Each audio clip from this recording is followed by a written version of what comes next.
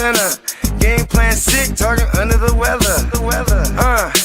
You know what we doing? I need that all expense paid inclusive. I'm the plug, so I'm plugged into it. About money like with Jewish white Christmas. I'm Scrooge, bitch. My mood is on cruise ship. If you ain't tuned in, you ain't vibing with my moon man. I move shit like Kerry. I'm the cold truth, Fletcher Reed, Jim Carrey. Everything movie, that mean the price varies. Need that designer cream shit and all Ben and Jerry's. Cream get the money like 36 chambers. Baskin Robbins shit, 31 flavors. Keep it moving. I can make things move. I can make things move. I can make things move. I can make things move. Everything on me. Yeah, tell him Bogard scot-free. Lottie-dottie. Fuck with clothes, shoot, trolling 5 Molly. Card I carry weight, move packs like a dolly. And I stay fuming, clock me doing Godspeed.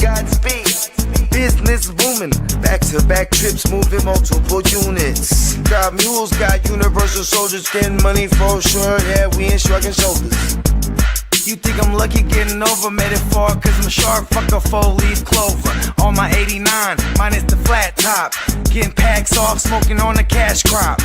Money talk, if you're broke, then you can't talk. Play a never-ending ball game, Sandlot. I can make things move. I can make things move. I can make things move. Getting money when I land there. Smoking all loud so I can't hear. And if your boys bring the noise, all y'all bitches getting scraped pap smear. Codeine got me leaning, trapeze. Put your boy on point, pyramid of Giza. I'ma rock like this till I'm an old geezer. No pizza parlor, but we deliver pizzas. Ask Uncle Sam, I'm taxing. Look, my no hands, telepathic. I can make things move, I'm carefully calculated when I make these moves. I run shit, don't let me get loose. I'm all about my decks, trying not to get goosed. Keep it moving.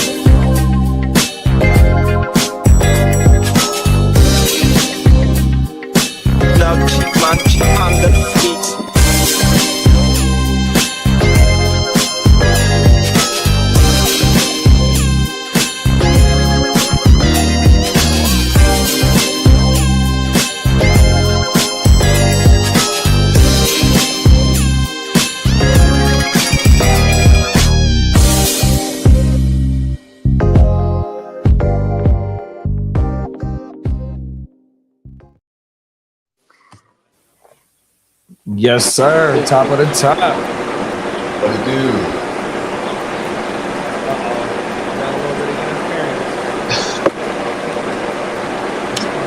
What's going on?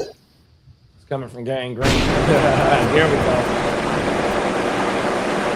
Nope. It's back. Here we go. Yes, sir. My bad, y'all. We'll add him back to the stage right now in a bit if we have to. Shout out to Gang Green, man. Top of the top, everybody. Rough start to the show.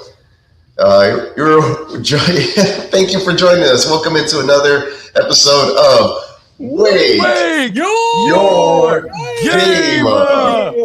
We tried. Yes, sir. Top of the top. We in the motherfucking building, man. How y'all boys feeling this morning, man? I'm feeling good. Come on now. I'm tired, but I'm getting through it. Halfway through the day. Let's go. Halfway home, man. Yeah. There we go. There's Kitteh. Gang Green in the motherfucking building. What's up, big bro? Shout out to King D, Emil, Bakes, the chat. Shout out to the motherfucking chat. Get back out. Oh, technical we didn't have difficulties still. Did the Stafford shit break before we before last show, or that was after last show? I think it was right. I think it was right after. Yeah. So we had a little bit of news. Everything. We ain't had no trades yet. June 1st, Lee was backstage saying June 1st is fucking Monday. So we might get some action after by that show next show. I mean the Tuesday show too, bro. We'll have clarity. I wonder if there's any other like post June 1st trades that because you really don't hear nobody else saying well maybe Myles Garrett the way that they redid his shit, you know. Stefon Diggs? No, it opened who? No, Stefon Diggs. I don't know. That was on who shall say? Yeah, but he's a free agent though. He's a free I'm agent. talking about after June 1st. If there's any other people that's on the trade block after June 1st, I know they redid Myles Garrett contract, but they always said that he's not on the block. But the way that they redid it allows them to for him to get traded after post June or after June 1st. My mama. What's up, EB and Dub? Top of the top, bro. I'm working on a new loader for the Vegas season. So that way we'll start shows with those Vegas vibes. Come on now. That shit right around the corner. When Lee with Lee saying that the 1st is Monday, boy, that put a lot of shit into perspective. There you go. June 1st we'll have a new by June 1st we'll have a new loader. That shit is crazy, bro. You think of it because you got June. Then you got holidays coming up. Vegas will be here before we know it. Yeah, you got once the motherfuckers report for training camp, it's a wrap, bro. 100%. Because that's the end of July, beginning. Well, we'll get the Hall of Fame game at the beginning of August. So yeah, them motherfuckers is them two teams will be in training camp first. Now the other big name was Brandon Ayuk post June 1st. Oh yeah. Yeah, I don't think nobody trading for him though, bro. No, I think they're both walking over to the team, respectable teams that we think we know. They're going to the Patriots. I think it's Tom Pelissero that was sitting in for Rich Eisen. I think that might have been where I seen it at, but they was like, bro, might not even pass a physical. How do we know he's even working? It might not even been on that show, but I think Kenny Moore's another name. Oh yeah, who's in the Colts? I think he's a post. I might be. I think they said they were supposed to cut him because he had been on the block for a minute and nobody traded for him. Exactly. No, I would just think Brandon Ayuk or AJ Brown are the biggest names for that. Yeah, for sure. Do you think that there's other teams in on AJ? There are, but I read this morning Albert Beer said they're pretty much all out, and that's the Chargers. That's basically there's multiple teams that are out. The Chiefs had their shot, they're out. The Chargers had their shot, and they don't look like they're doing anything about it. The Bills had their shot. I haven't given up, and the Rams had their shot, but the Patriots seem to be one that stand out the most. That's sticking right now. But the thing is, I'll get to that in the news because the Patriots don't want to give up stuff, and that Howie wants, and the Patriots don't want to give it up. They want to give up something in another year, but not 2027. Well, shit, you want to get straight to it? Let's get to it. Yes, sir. Sure, bro. Here we go. I'll start it off with the rumors. To the rumors? The rumors. Let's get it.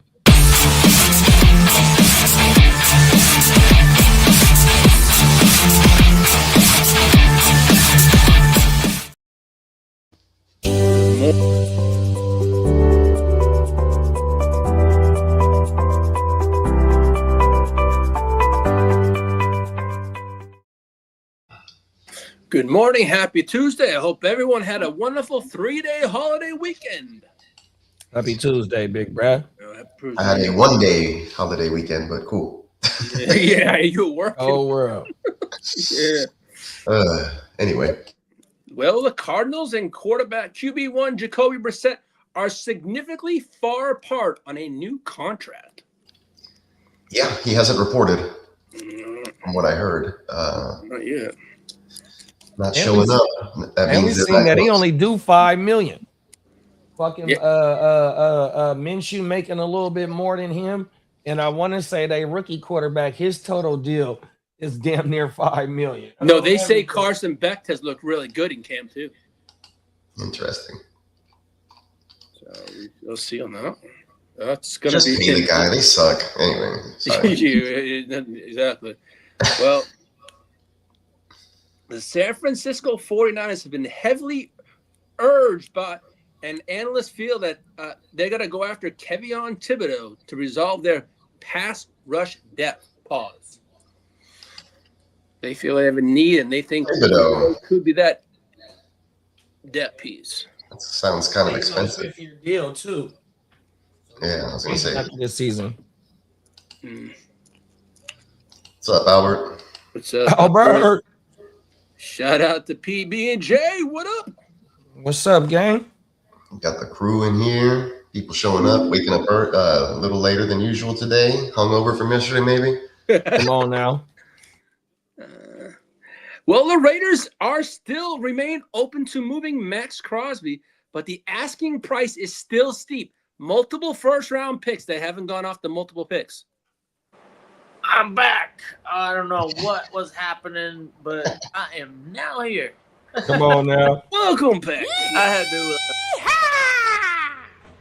Angry. Oh, man, that's some Texas hootenanny going on. I got it on quick dial there. Speed dial. Good old hootenanny. Get on that mechanical bull. Well, over the weekend, Stefon Diggs posted a video of himself in a Bills uniform with the caption, "Lono night, gotta get me back to that 14. He wants back in Buffalo, possibly." How you fellas feeling about Stefon Diggs maybe back in Buffalo? Anywhere at this point. I'm a fantasy owner, so yeah, if he can get anywhere, that'd be cool. Or anything, I hate this limbo period where like, where is Diggs going? Is he worth the shit or not? I want to say he got back-to-back 1,000-yard seasons. I kind of really need to have him on a team and have a real role. The Patriots could be another landing spot too. I'm sure he's not the most sought after, but there's plenty of teams that if they could get a good price, they would be buyers. Nah. Oh, my bad, kid. 2024, he only had 496 yards. In 2023, he had 1,100. So, in between years, he had 1,000-yard seasons. Hey, happy belated, Albert. Yeah, happy birthday, Albert. I don't even know if he's one of those guys that needs to have the chemistry, but maybe he does. What do you guys think for Diggs? Does he need to have, is his time coming up to where he makes a decision so he can get to, a route tree with the quarterback? It would be the team, depending on the team and they salary cap. Because what is he asking for? I mean, he did produce last year. I don't think he's slowing down a tad bit within this. He's good in like a slot role, chain mover type role now. If teams can accept that and he can excel. Look for a team that's doesn't have that kind of playmaker on their roster or somebody that he could beat out and just kind of slot in as a starter right away. Then I think that he'll help the quarterback, and he's good for probably plus 600 if he stays healthy. And then he can still score touchdowns. I think he still has some juice left, so he'll be interesting for fantasy. Just depends on where he lands. If he goes to a team like I don't know, Broncos or somebody of the Dolphins that needs receivers, maybe it'll help Malik Willis or something like that. But it just depends on where he lands. I think that's going to see what his ceiling is for his fantasy season this upcoming year. Yeah, it's room for him in Washington. Like you and Emil said, the Dolphins, Vegas, they don't got no true bona fide OG over there to help out Cuzzos and just don't go to the Mendoza. Baltimore's a good spot. We was talking about where else? I would love that Buffalo shit though. What seems to be apparent is that nobody's willing to overpay. Sometimes there's players that get lucky and there's that one that outbids itself. You're like, what? Wait, hold on. Why did we pay? Like the Chargers do that so much. They're like, wait, hold on. What are we paying this guy so much for? Did we just outbid ourselves? And I want to say New England only gave him 13 last year, 1 year 13. Yeah, it was 13. I think. Yeah. And then in this economy for the NFL, that's affordable. I'm all right with that. He obviously wants to go to a winner. Getting close to, it's hard as a veteran. I don't think he's already had a big contract, multiple contracts. It's time to win a championship and have a legacy. So what to say? I think he is, right? He seems to be a winning attitude type of player right now in his stage of his career, and probably every stage of his career. He's always been a pretty hard working, hard running. I'll go ahead and try and win this one-on-one, and talk shit to the DB and he's a real football player. Love him or hate him, I think he's a pretty good football player. Talk that shit. Bake said they need Crosby is not on the block unless we get 2 firsts for him. Oh, everything. 2 firsts for a broken player. Might be healthy right now though. Mm. I wouldn't trade him if I'm the Raiders though, bro. Them defensive moves that they made, bro. This year, bro. I ain't gonna say they gonna win the division or even sneak into the playoffs, but they should show some growth this year, bro. I'm highly excited to see what the Raiders bring. And we play them this year, man. I can't get this Raiders. Right. Well, George Pickens loves Dallas, and there's hope that a deal will happen down the road, in quotes, as he's been working out with Dak Prescott in this. That's a great sign. I like that. Staying on the same. Oh, I like that drop, Peacock. A lot of players now, even teams that are happily, rostered on an organization, they're going practicing with another organization's quarterback in the offseason. And it's weird to me. It happens when they're kind of like localized, like let's say all these guys are, hey, he's a QB in Texas, but he lives in California. Yeah, they're home. Like that's always the excuse, right? And it is what it is. It's like, okay, we know you need to be training, and you are training. Great, dang, that's like get together with your teammates and train. That doesn't work for everybody, and it is off season. But it is funny watching that offseason shit with the quarterbacks and the wide receivers from different teams practicing. Bake said, excuse me, I'm excited to see Kieran Crawford grow as an edge. He reminds me of Parsons, super fast linebacker DL hybrid that is raw like Crosby when he first got drafted from Michigan. Okay. Yeah, well. Shout out to Crawford, we've seen bro. a lot of prospects. Is this another defensive end prospect in Las Vegas? Like the other one that was recently drafted in the first round, Wiley or the one they traded to New Orleans, Wilson, Tyree Wilson, Tyree Wilson. I think that's brother name. They traded him to not Washington, the Saints this year. Okay, that's great. They at least got they moved him, and then let him rot on the bench or whatever they were doing with him. Come on now. Well, the Seahawks and superstar DB Devin Witherspoon are far apart on a potential contract extension pause. A deal is not imminent right now. Damn it. Mm-hmm.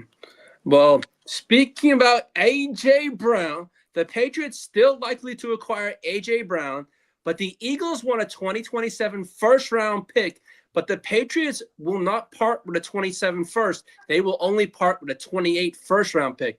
But here's the kicker. However, the Eagles are still seeking that first-round pick, and it has to involve a 2027, not a 2027 second-round pick, and that's via Howie. That's coming from Howie. When it comes around A.J. Brown, they want it first or nothing else. Yeah, I mean, that shows a lot of respect for the media and terms of A.J. Brown sitting there not – because if they don't get a deal done, they don't want him to come back and be like, oh, that's all you got. It'd be very disgruntled. Yeah. At least they were like, yeah, we were trying to get, younger. You understand, man. It's younger and cheaper. That's the name of the game when it comes to, winning these cap hunts. Yeah. Making the cap. Do you I think he do wants like to the go? idea of increasing the cap every year, though. Cowboys, you better be serious about this. You should be the first team to go all out and get 2 true WR1 contracts in the books and show everybody in the NFL that you can do it with this type of cap. Talk that shit. Do you think that there's a do you think that AJ wants to go to a contending team? I don't care. But I want, for fantasy, I want him to be the real WR1 in the building. I don't want him to go to the Chargers. I don't even want him to go to actually, I don't know. Drake May and AJ Brown. How does that sound? It sounds like he's the number one over there. It sounds like he's the bona fide number one over there that's gonna get 100 targets. Yeah, there you go. That's what we want. We want 140 targets. Fuck it. Come on now, talk that shit. Well, the Jacksonville Jaguars reportedly have at least talked to 2 teams about wide receiver Brian Thomas Jr., but they haven't released the names, but they've been in touch with 2 teams about BTJR. So, all right, man. I wonder why they giving up on Brown. Top of the morning, crooked. What's up, Kamish? Emil said they holding AJ Brown hostage.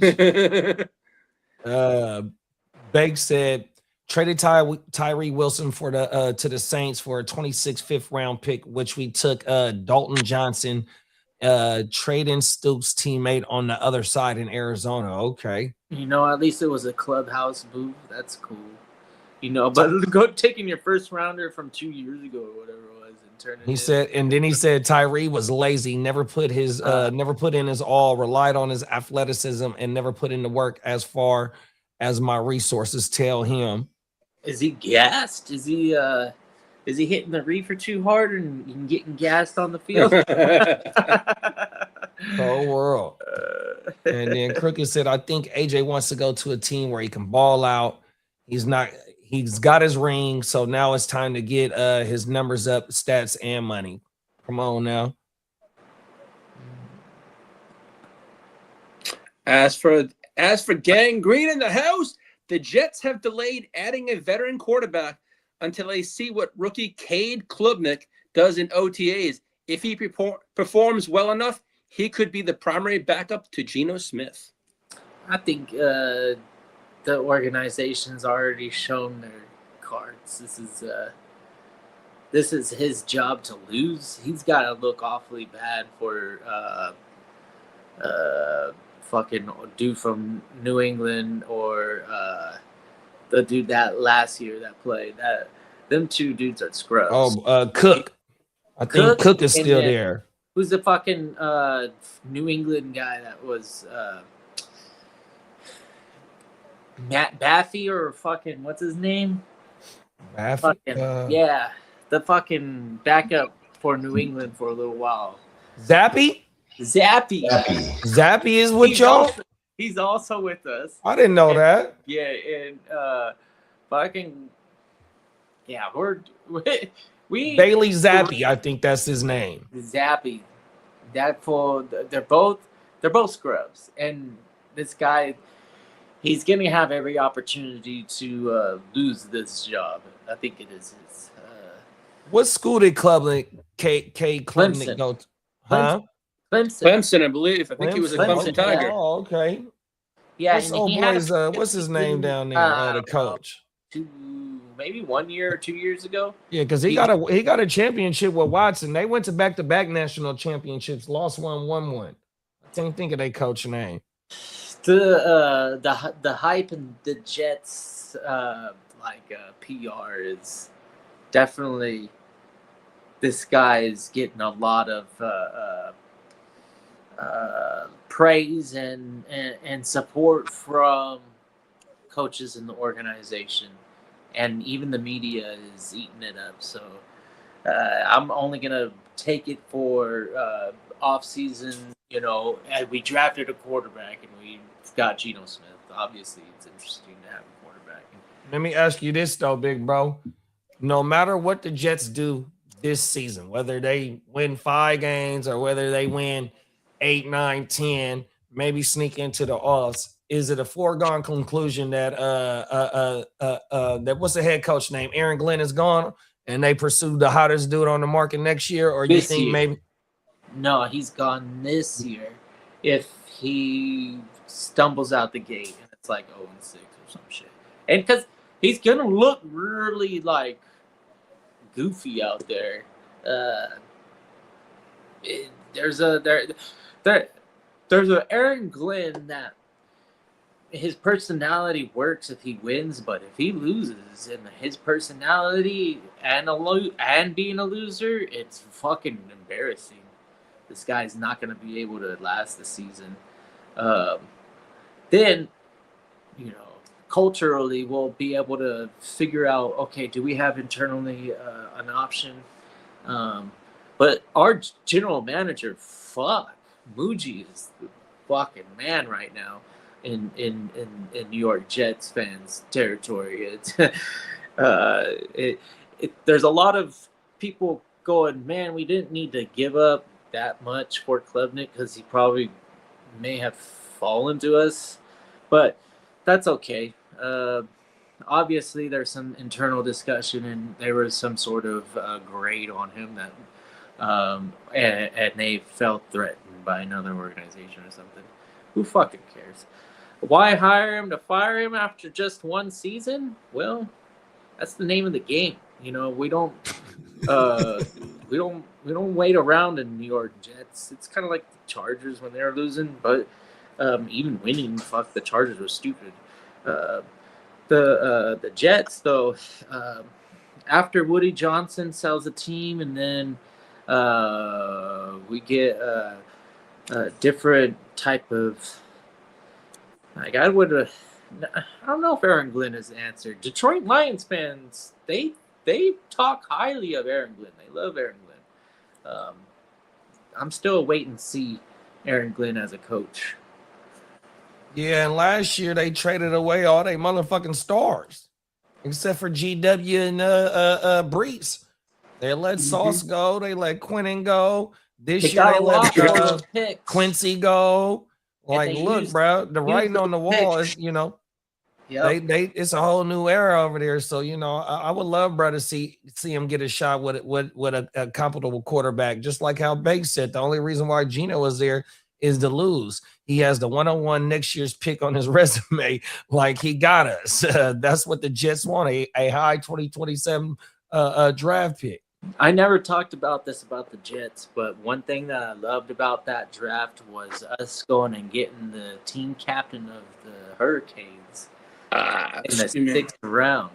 I was like, holy shit, we were able to get a guard. I was like, come on now. Nice. I was stressing about that, and I wanted to get an early pick activated as an offensive lineman. And it doesn't care. You take the best tackle, and we'll figure it out. Rotating linemen is not a terrible ability for an organization to utilize. Like, if you can add another, tight end and that call it a tight end, but give it a fucking other tackle and have Breece Hall run around. And dude, I like that type of game plan. That's my mama. And his teammate is on the team, and the teammate y'all took Malioga's brother last year in the 5th round, 4th round, and he made the team. The Giants make freaking Dart is a wait and see, but outside of Dart, injuries be injuries. They've been no-brainer, great moves. I'm like, wow, the Giants are just like the Chargers. They've been really good in these last 2-3 drafts, I want to say. They've done a good job internally. Yeah, they drafting starters. Yeah, you know why? Starters. Because we have an adequate GM. We don't have a guy that likes coupon players. What's your GM name, Lee? Show Ortiz. We don't have coupon Tom Ortiz. anymore. Thank God. Yeah, Ortiz. that's Coupon Yeah, Tom. hey, is a joke. Tom Telesco is on a CBS.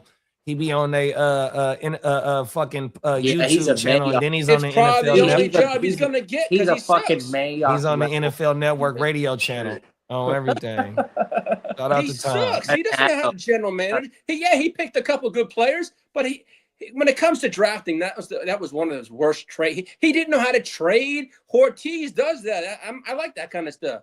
I mean, we never did anything the trade deadline ever. Now for a change, at least I have an adequate GM that's got to go out and improve the That's team. want Dante Moore. Yeah, you know what? I do. Come on now. I got the Oregon's duck right there. We got Sadiq. Let's get more. Hey, Dante Moore I'll gonna be put the next Moore's Joey jersey up Harrington. behind me. Yeah, you alone. Get Moore next. Now, kid, I Hey, saw y'all this. go, hey, if y'all don't remember Joey Harrington, he was an Oregon quarterback. Oh, I my remember God. that one. Well, the Ravens say they could go out in a trade for a starting center because they're in desperate need for a center. Who's giving up a starting center? I don't know, Ain't but they're nobody willing to go out trading and trade for starting him. center. I feel like Moses advocating for my boy Will McDonald. Let my people go. Y'all still got McDonald, huh? Yeah, he's earned the extension. I think we gave him like an extension award. We took up his 5th year because he's a first rounder. So we picked up his 5th, and we got Jermaine out the building. Jermaine was the other first round edge, and then obviously we took Bailey. So. Hey Lee, Banks said he fucked up their organization too. Oh, I forgot. Yeah, after he was left in us, the he went over Raiders to the organization. Raiders. They were smart. They cut bait quick. Hey, when was he there? Who did he there draft? 5 years. After he left us, he was there for about a year, and I know it was rotten and rocky because It was only a year. Hey, Banks, was he after The only Mayock? thing he did, he drafted Brock Bowers. That's the only good thing he did. Oh, okay. Oh, so he was there after Mayock then. Yeah, he was right there. Yeah, he Well, drafted Mayock got- Bowers. hey, that was hey, about but- it. Hey, didn't Mayock get fired before Chucky? I think they went when Chucky, then Mayock just left. I think That's how it went. Mayock yeah, left? then Okay. because the shit started hitting the fan. I think. Yeah. I'm gonna take my own way out. How many years But Telesco drafted Brock Bowers though, huh? Yo, that was his bread and butter right there. Huh. That's all he can hang his hat on That's right. for his Oh, Raiders world. tenure. Other than that, he did a shitty job. Oh yeah, that's what Banks said. The only great pick was Bowers. Exactly. Other than Oh, well, wow. I could say exactly the only thing he did was Justin Herbert for us. Oh shit. Oh, he chose because they chose Tua over Justin, huh? Yeah. What was Justin? The 6th pick? Justin was it went Tua, then it went Herbert. Cold world. It could have changed both franchises differently. It would have been a lot different. Oh shit. El Concusto? Oh please, I'm all set on that shit. Cold world. No, I mean, but it's kind of crazy. But we shall. But you want to hit the let's see what we got here. I need the free agency frenzy. Free agency frenzy. Here we go.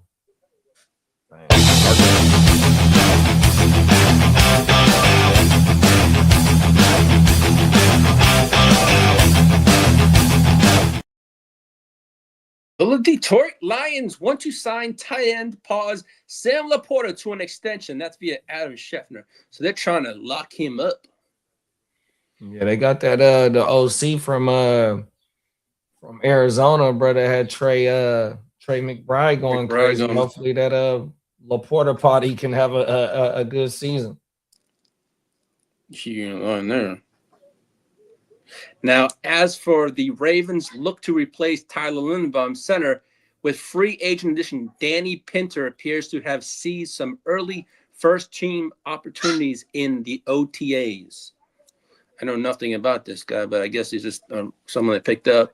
It would seem like they would have a backup plan if they couldn't sign Linderbaum. I know They were Linderbaum hoping. You know who they were hoping to draft, right? Was Whoa. the guy the Chargers drafted, Jake Slaughter. That's who. That's That was their plan to do. Who did they want to draft was Jake Slaughter, and we snatched him up in the second round. Oh shit! So that was their plan, was Slaughter all along. Cold world. But then again, Minter also knew what our needs were, and center was a need for us.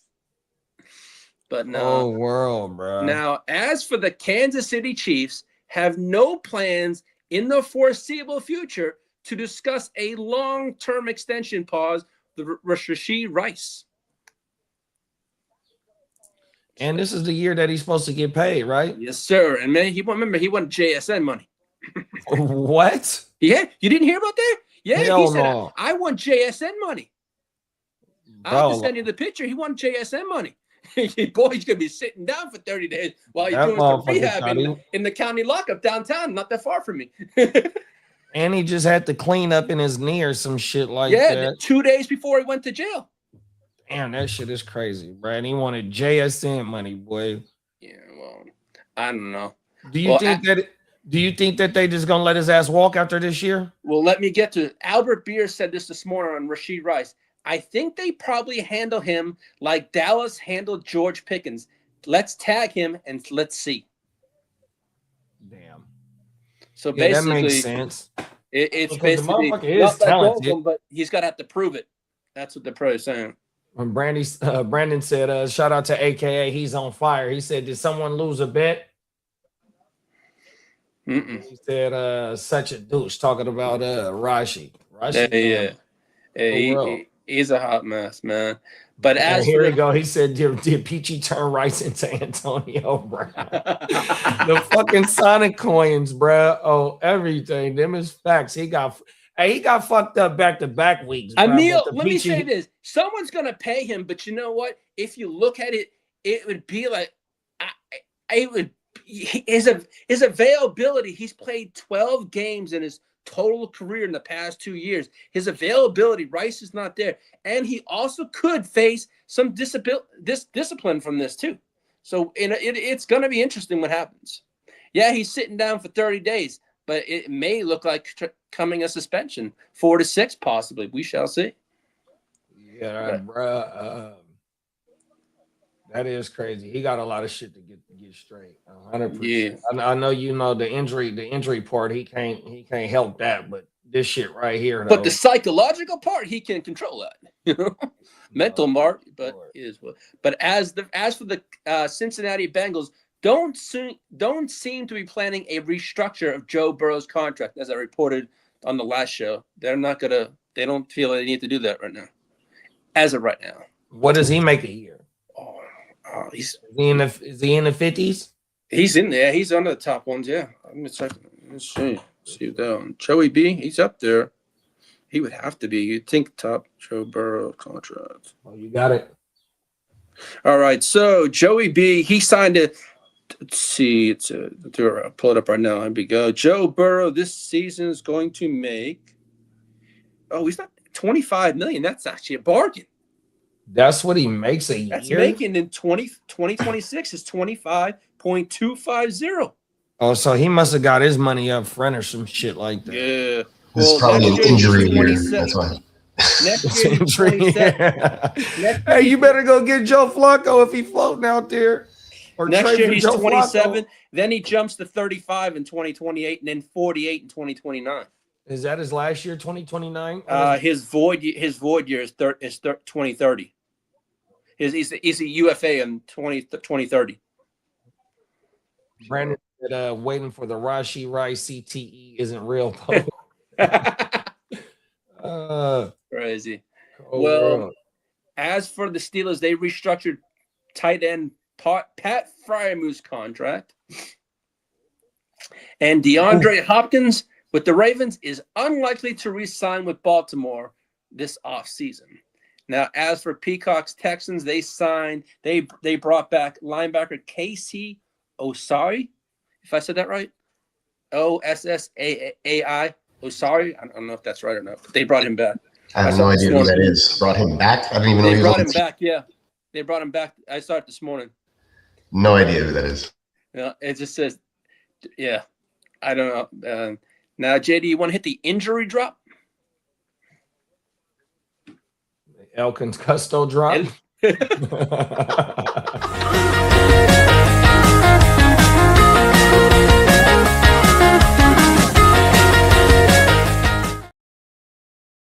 As for Deo Abiwambu, is set to recover from his 2025 Achilles tear in time to participate in the Bears training camp.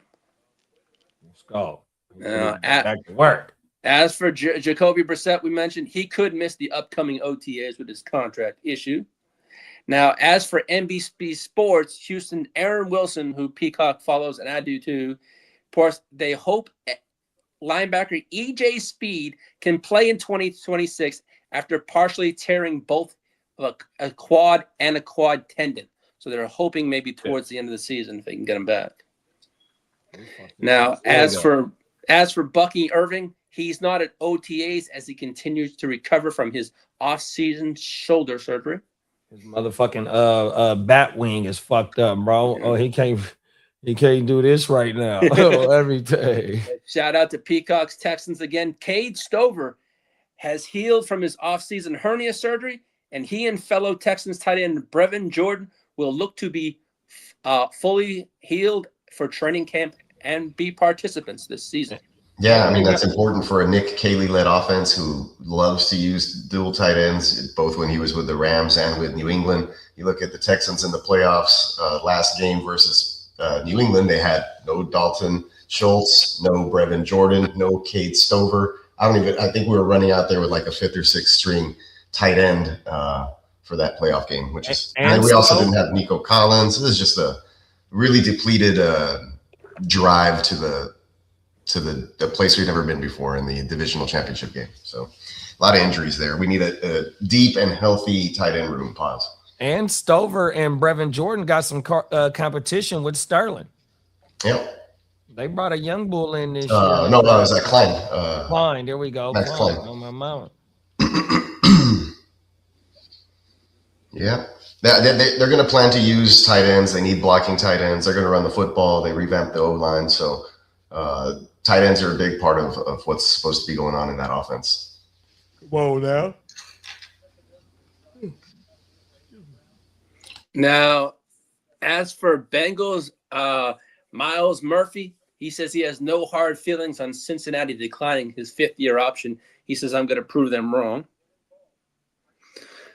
And as for Chargers GM, Joe Ortiz says it's a tough priority our top priority is to prioritize and retain safety Derwin James and keep him in Los Angeles for his entire career.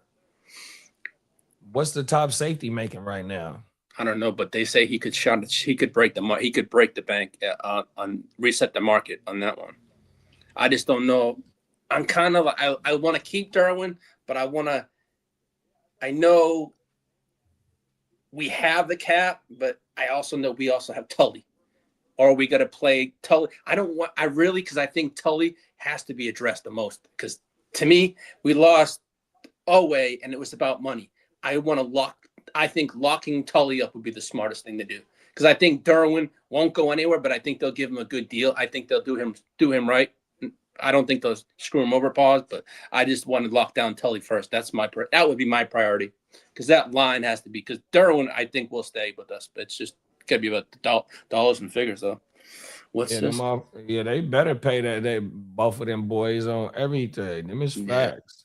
Peacock got it right here for us. Lee. He said Kirby Joseph, Detroit Lions at 21.5, signed a 4-year, $86 million extension in 2025. First team All-Pro season.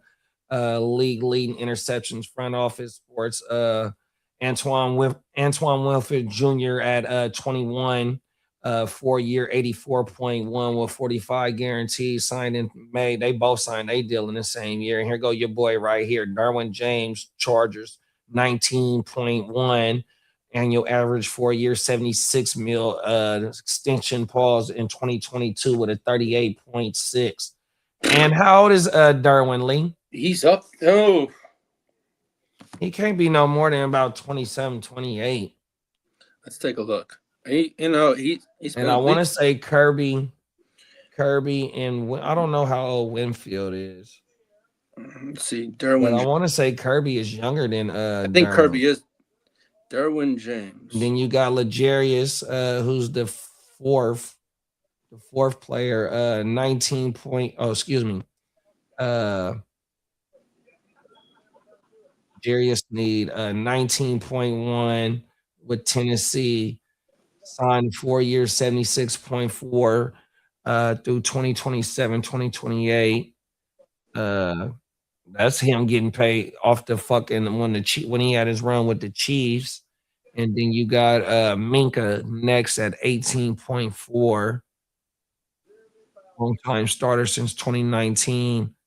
Multiple Pro Bowls, all pro honors, notable safeties at 15. You got Buddha. I think he's on the supposed to be on the trade market. All right, Derwin's gonna be 30 years old. That's the ex-Raider. He just got paid by Carolina. You got Xavier McKinney. I think they traded from New York for him. And then you got Jesse Bates. He's also supposed to be on the trade block. And then Javon Holland that the Giants just paid him, I want to say last year or 2 years ago. Yeah, Derwin is 29, approaching his 30th birthday. Oh shit, I didn't know that. Yeah, so basically that's what I'm not saying we don't. Derwin on the block, y'all. I Come just on don't now, think right? Facts. I think if it's an extension, it's maybe 2 or 3 years. I think they do that. And then Emil said how much Kyle Hamilton making because I think he just got paid. He just got paid not long ago. I know that. Yeah. God damn, I didn't know. Brad was that old. No, he's been 8 years in the league. Yeah. Is that right? Yeah. Damn, time go by fast, boy. I didn't Now, know 8 years. As for David Njoku believes this is what David Njoku said. He believes the Chargers offense can be destructive. We got the players to do it all, in quotes. And there's a ESPN reporter reports that the Chargers tight ends pause could be featured much more than tight ends have been in seasons in the past. So probably a lot of 2 tight end sets pause. Bro, I got Njoku, bro. He on the block. Fuck it. And I've seen a lot of news that they still think that Gadsden's going to be a huge part of this offense this year too. I'll mention that on Friday. They think he's going to be a big part of this offense. They're not going to like silence him out because they got Njoku. That's why I think it's going to be a 2 tight end set over the Chargers this year. So, yeah, and they only gave Brad $3 million. It ain't like they gave him a shitload of money to come over there too. So you know, you're just not finna just walk in and y'all gonna forget about the young bull. All right, you want to hit the league business drop for me because I got some good stuff here. Let's go.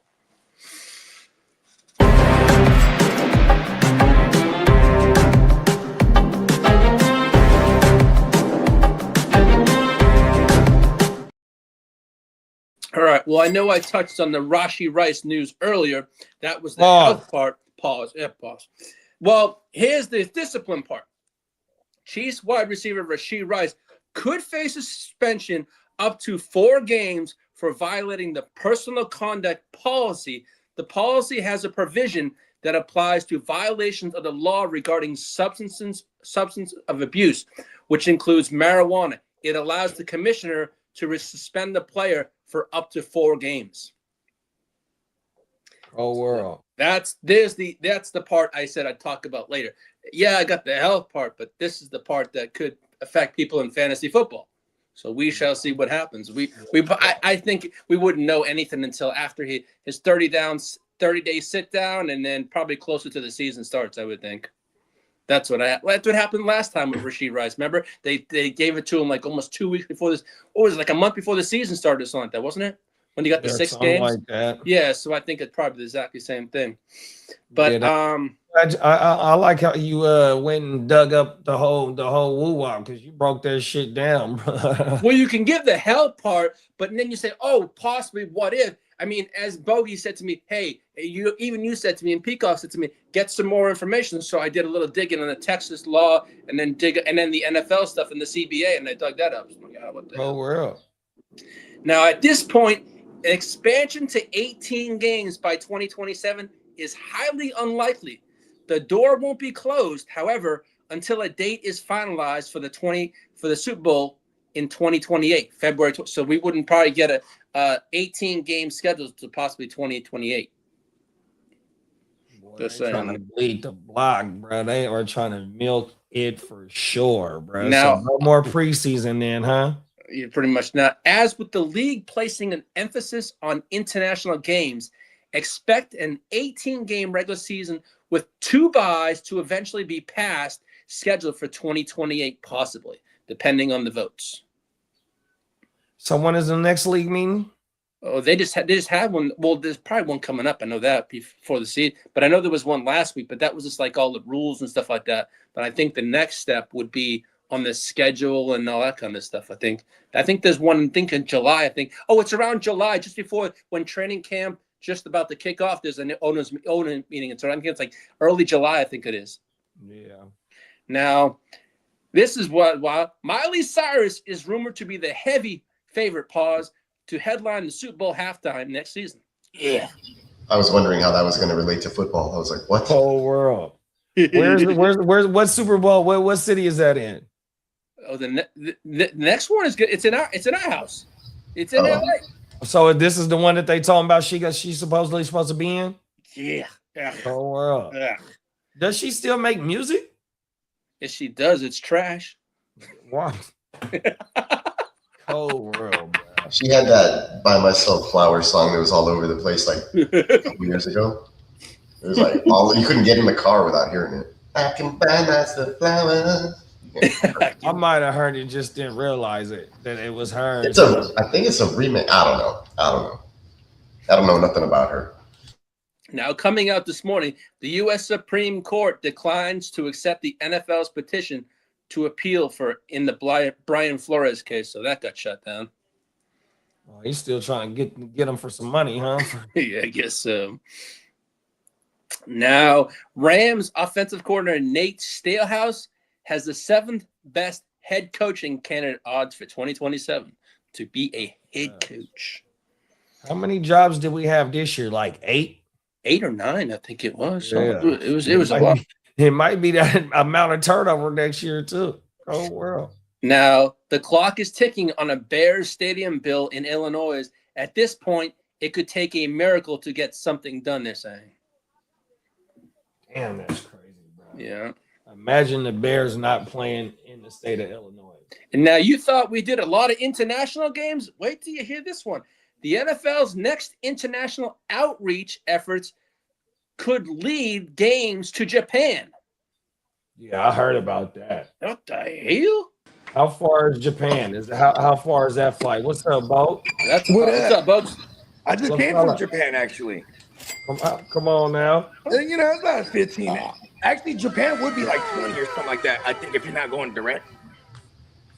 Because, like, going to the Philippines is like 15, 17-hour flight already. Yeah. And you know what I mean? They're in the, you know, they're not too far off, right? Yeah, that Australia going that way too. That's 24-hour flight.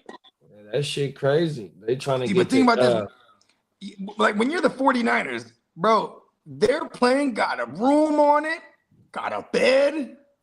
They probably got little video games and shit on there, arcade, whatever. You know what I mean? Hey, what stadium would they play out there in Japan? Oh, I don't know. They got a soccer stadium or something out there. They have to. Yeah, they do. Yeah, they have a couple soccer teams over there. You know what else is crazy? They hella big on the baseball over there. Yeah, that's right. No, you're right about. I forgot about stadium. that. So I would imagine if it's not a soccer, it'd be a baseball stadium. They transform into a football stadium. You know what? I think they have a preseason game there. I think that game where Terrell Davis was on special teams and he made that hit. I want to say that might have been in Tokyo. Oh, word. We did something in Tokyo before? Yeah, we have. It was a preseason though. So, bro. Let's see. I'm looking it up right now. Oh, they have a one that can hold quite a few. Yeah, there's some big stadiums in there. They have the Japan National Stadium that holds 80,000 people. Say, you know, man, they been having some back in the days, but they been having them sumo woo-wops, bro. That shit, the sumos over there, the sumo wrestlers are like king shit over there. Yeah, the Japan National Stadium can hold 80,000 people. Hey, that's funny that you just spoke about a sumo, bro. I just watched a video on World Star where the sumo wrestler was fighting a UFC dude, bro, and that sumo wrestler fucked him up in the octagon. Word? Oh, my mama. It's Think on about World this. Star. This is the life of a sumo wrestler, right? You're like royalty. So first of all, you eating round the clock, right? Hella, because they got to keep their physique. You know what I mean? And hold on, here's another thing too. When you're a sumo wrestler, bro, you got all the ladies lined up. That's part of the everyday curriculum. You know what I mean? Come on now. I'm eating all day and fucking. I'm a sumo wrestler. You know what I mean? And listen, bro, and it's an honor. These bitches can't wait to throw themselves at these motherfuckers. You know what I mean? Talk that shit. Hey, that motherfucker, hey, they did play. Terrell Davis did play in Japan, bro. Word. That shit is crazy. It's clips of him talking about it. It's Terrell Davis on traveling to Japan and quitting his rookie year. I just seen Daddy Shanahan somewhere on here where he was talking about it, but now I can't find that clip. Oh, that's what I forgot at the stove, dog. I forgot to get me some woods, bro. Fucking A. I know. I guess I've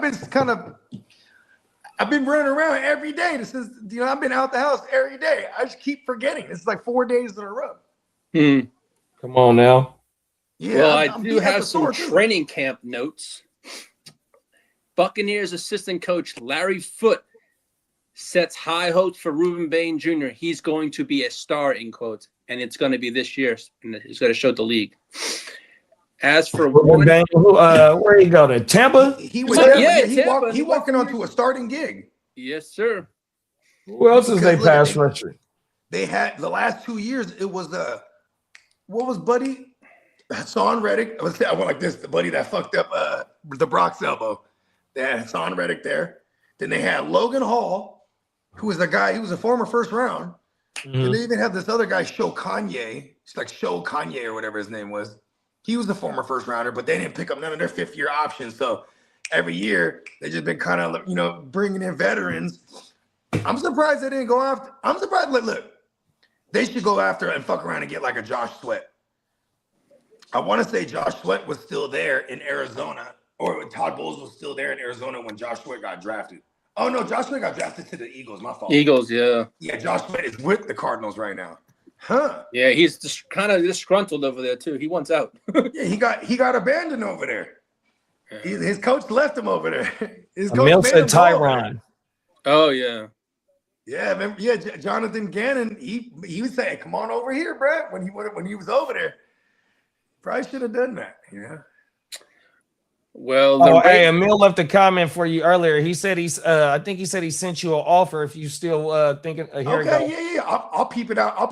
Give me like a few minutes. Well, the Raiders have been impressed with Fernando Mendoza so far, but Kirk Cousins is still in the driver's seat, viewed as the team's Week 1 starter. There was something in the air that night. The stars were bright. Fernando. Yeah. Come on now. I knew you would know that one, Lee. Yes, sir. Hey, Bake said Yaya is on the other side of Ruben Bain. There you go. And Yaya, he moved. He used to be an inside linebacker. They started moving him around. Yeah, Yaya Diaby or whatever his name is. Yeah. Well, Bears QB coach JT Barrett wants Caleb Williams to do less, take what the defense is giving him this year. They want him to do less. Right. Yeah, he is a force it to his target guy. Like, I'm all about it in fantasy, but in reality, like, listen, man, let's not just pull the trigger every time. You know what I mean? Yeah. Take what he's giving. And when they mean with him, when they say take what the defense is giving, is because he's like, if they're going double coverage on the field, hey, maybe throw it short. You don't need to force it to that guy. Yeah, I need my dog DeAndre Swift to get more motherfucking targets. You motherfucking right. I need some check down shit, some short shit. Pause. Yeah. I mean, because it's it's hard to argue with Caleb when he does wild shit like just throw it away. He's running back. I think that's the fucking first ever 40-yard down the field reverse fade away. We never seen that. Yeah. Well, all They this said they Steph complete Curry it for the shit. Doug and get. I was gonna say that's on the. I think I put that in the Clubhouse video. That specific highlight Yeah. when you talk about the Actually, now I think about Caleb it. having a rocket. You know what? Shout out to them real quick. Let's just watch that. Run Yeah, that like, Wake up, hey, hey, hey, hey. Wake up, wake up, wake up. Top of the top. Wake up, wake up, wake up. In the AM, bro. Wake up, wake up, wake up, wake up. It's a pre-game report. Wake up, wake up, wake up. In the AM, bro. Wake up, wake up, wake up, wake up. It's a pre-game report.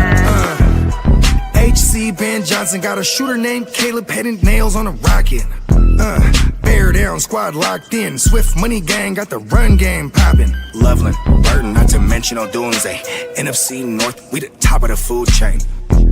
I put that on Mike Dicker. Don't let the new monsters of the midway get you. Chicago Clubhouse pre-game report.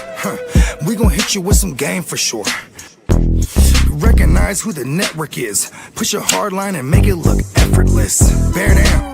Not to sound biased, but it's off the Packers, the Lions and Vikings. No love for love. Smoke goffle like that ooey. And someone tell Kyler better stick to Call of Duty.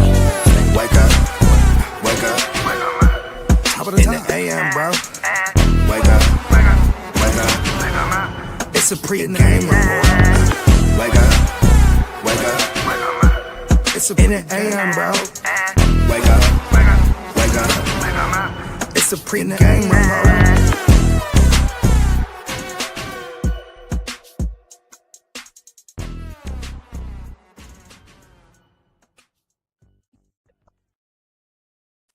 Yeah. yeah. So when I was at the barbershop, right? And then it's been my barber for the last like almost 2 years now. He's like, hey man, don't you do like a podcast or something? I'm like, yeah. They're on right now. I threw it on. And so they put it on the little screen on the thing. And then it just started. Y'all just fired it up. It was like the countdown. Nice. And he goes, that's you rapping, huh? And I was like, yeah, that's me. And he's like, and then the other guy, that ain't him. One of the other barbers. And like, it was uncharacteristically packed this morning too. But everyone had appointments. So then one of the guys, my barber goes, hold on, Brad wants to hear you spit something. I said, and in my mind, he didn't say that. You know what I mean? He's like, go ahead and spit something for them right now. He's like, give me some. This is the word he used. Give me some purpose verses. And I was like, oh, okay. He don't want to spit no garbage. He don't want to hear no garbage. And like everything I've been writing is on some purpose verses shit. You know what I mean? So I spit one verse, and he's like, oh, okay. Because then once you get past that, oh, this guy can rap. Because I don't look like I'm about to gas that hard, bro. You know what I mean? Like real talk. When people go, oh, you rap? Okay. Then they hear me, oh, he raps. You know what I mean? And it was dope because I ain't never had one of the moments where it's like, they're like, spit another one. I'm like, oh, okay. And then they're all like, just standing there too. No one's even cutting hairs anymore at that moment. You know, he's like, dude's cutting my hair. You know, but I'm in a gassing, dog. I'm like, I wish I would have recorded that. You know I use that. That's when you need to be on that fucking that blog shit, bro. Right? Just always filming. I mean, I'm kind of doing that right now, but it's not a live vlog like the Bogard, the Bogumentary. Man. I was gonna say I use that part of that new song just as a snippet for a graphic I created this morning. Cool. But yeah, here's a sneak peek. Yeah.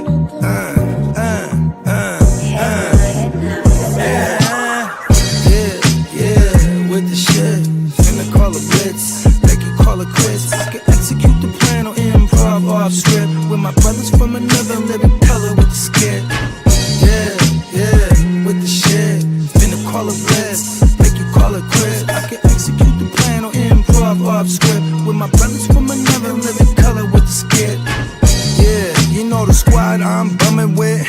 Try to run with the rock and you fumbled it. Finna spin the block in the mothership. Rock like Woodstock, big stock, smother shit. Word to Uncle Sam, we tax like the government. Still in the game till the day I'm in love with it. You are now rocking with the most coveted, unapologetically. Yeah. Nice. Bad. Good job, both of you. killed it. I'm using that song for the new loader that I'm working on right now. And that one's about halfway done, as a matter of fact. Awesome. No, yeah, if it's a typical, it'll have a much longer visual. Oh, yeah. Yeah, you know what's super dope is because I liked it the ones that we were using before, right? But then Crook, he really liked it. He's like, "Can I use it?" I said, "Sure, go ahead." Then Peacock was like, "We can switch ours up now." I'm like, "Oh, fuck it, let's do it." You know what I mean? Yeah, it's time. And then he's like, "You got a song?" I'm like, I do. You know what I mean? Because it's all new shit right now. And I was like, "Ooh, let's use this one." You know what I mean?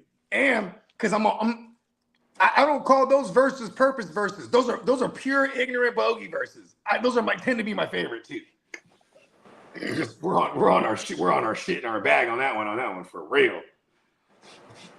Gotta admit, the basketball only is getting my interest this time of year, and watching the Alien. He's the shit. Yeah. And then the he's fun to watch. Whataburger. Shout out to Whataburger. I know you ain't the same, I guess, from what you used to be. Chicago-based company bought it out a couple years ago. Yeah. Oh Yeah, it is. It kind of. So no! now, Hold on, but listen. so now everybody still likes Pace Picante, even though they found out it was from New York City. okay. Yeah, they still have some What is- signature stuff. You know, like spicy ketchup and their overnight breakfast and all that good stuff. Their breakfast is pretty good though. And that's a joint that's like up on. I mean, they're open all night too, right? Yeah. There's some 24-hour ones still. Yeah. They have some. There's not as many as Kind they of like used to. Jack But in the Box and Carl's Jr. Yeah, I was about to say COVID. Jack in the Box is the only other one I ever heard of. 24 hours. It's just about whether or not that business owner wants to staff them for 24 hours. Because I think you got I ain't gonna hold you. Jack in the Box is the best. Their food is the best in the middle of the night because they cook it fresh for you. You know what I mean? Like, you get that shit during the day, it don't hit the same, man. Everything is fresh. Well, Dolphins' second-year safety Dante Trader Jr. has reportedly been making an early case for the starting job in OTAs. That's my cousin. You know, And George Pickens is unlikely to engage in a lengthy holdout. They think there's going to be a deal very soon. They're saying here in Dallas. You know, it's hard to not believe that Jerry's not gonna get it done. Like, I still can't believe they traded Micah. I was like, they're gonna pay the fuck out of Micah. You know what I mean? But I mean, look, that didn't happen. But I mean, shit. I don't see why they wouldn't pay George. As for Ryan Flournoy, he's a strong option for the number 3 job for wide receiver here in Dallas. Oh, that's a fact. I mean, Tolbeezy's out of there. Yeah. You know what I mean? And Brock Purdy has been very impressed with Deshaun Stripling. I mean, you should be, because during training camp, that's the emphasis on those guys, the new guys. Yeah. You know what I mean? Try to get them acclimated. I'd rather hear that than, guys, he's all right. Like, you know what I mean? That's Strickland. Yeah, I hear right. it. I hear it. Yeah. I like that. You know what I mean? Because at the end of the day, we're not going to see Mike Evans doing shit in his training camp. We're not, or at mini camps. You're not going to see, or OTAs, whatever we're going through right now. You're not going to see fucking any of the other old timers. Maybe you'll see hear some Christian Kirk just because he's new to the team too. Yeah. But like the OGs, like a Mike Evans, he ain't doing nothing right now. You know what I mean? George Kittle not going to do nothing, obviously, because of the injury. And then there's Ricky, who I feel like Ricky, even though he is super unproven, they're going to put bubble wrap on him like a mug, bro. Yeah. Now, as for Saints wide receiver Jordan Tyson, he's been taking snaps at all 3 wide receiver positions during rookie training minicamp. Cool. So you know why I like that a lot? Is I think he has it in him to be a true number 1. Even though Olave showed that last year, I think a lot to do with it was that 160 targets he got. You know what I mean? Yeah. As for Saints wide receiver Bryce Lance, will need some time to develop, according to general manager Mickey Loomis. You got to love the players with 2 first names, huh? I was about to say it. 2 first names. Bryce Lance, Steve Francis. That was always my Ray Allen, right? I guess we haven't seen it in football, but in basketball, hell of a 2 first names. It hasn't really worked in football. No, right? Darius Tony. Last names, on the other hand, though, that's different. Yeah, you have 2 last names. Tom Brady. Oh, okay. Oh. My bad. My bad. I forgot. He clearly has 2 first names. That one almost doesn't count. I know Brady is kind of a. I mean, Roger Brady is Craig. more- I mean, hey, it is for what I think. I know way more Brady's as a first name than I do a last name. That's true. I don't know, but then there's the Brady Bunch, right? Kind of trumps all That's of it. true. That's the most. Hey, how about Roger Craig? Sorry, The Jam. only time Tom is the last name is when you don't want to be that the peeping Tom. You know what I mean? Hey, one of my Uncle brothers, Tom. his name is Craig. And Uncle Tom. See? You don't want to have Tom as your last name. Now, as for Joe Cool, Joe Burrow says this is the most talented team he's had ever since he's been in Cincinnati. I mean, whatever. I like that. I mean, How many he's years never ago said was that anything they close was to in the that Super before. Bowl? What is that? 2021 that they was in the Super Bowl? Yeah, Or yeah, they lost against the Rams. It was the 21 season. Yep. yeah, because my boy Jalen Ramsey, I think it was like the first play after halftime. That's the T. Higgins touchdown, and he fucked him up. Where he spun him around and tapped him on his head. Man, and it was 6 on everything. Right to start the second half, too. Yeah, facts. I think right before that, too, Joe Mixon had like a crazy run. Like to get him like halfway down the field. It was like a 2-play bang bang. Then they got 6. Oh world, bro. So is he gonna get sacked 60 or 50 times? Who, Joe Burrow? I think that number is going to drop drastically this year. Oh yeah. Okay. All right, 48. How many games did he miss? All right, How many games did he miss last year? Oh shit. Enough to hurt me a lot in the West Side League. Come on now. He missed a dozen. I think he missed a dozen games at minimum. Because he had one on the IR. He had one on the pup for an entire 8 weeks. It said he played 8 games last year. That's crazy, bro. I'd say to the point where I had to trade for a The amount of quarterback. sacks he took last year too. He still got beat up in his 8-game stretch. Damn, that's That crazy. guy has had a rough pause. Well, Giants quarterback Jackson Dart. You know why they hopes keep to- leaving him home alone back there? See that?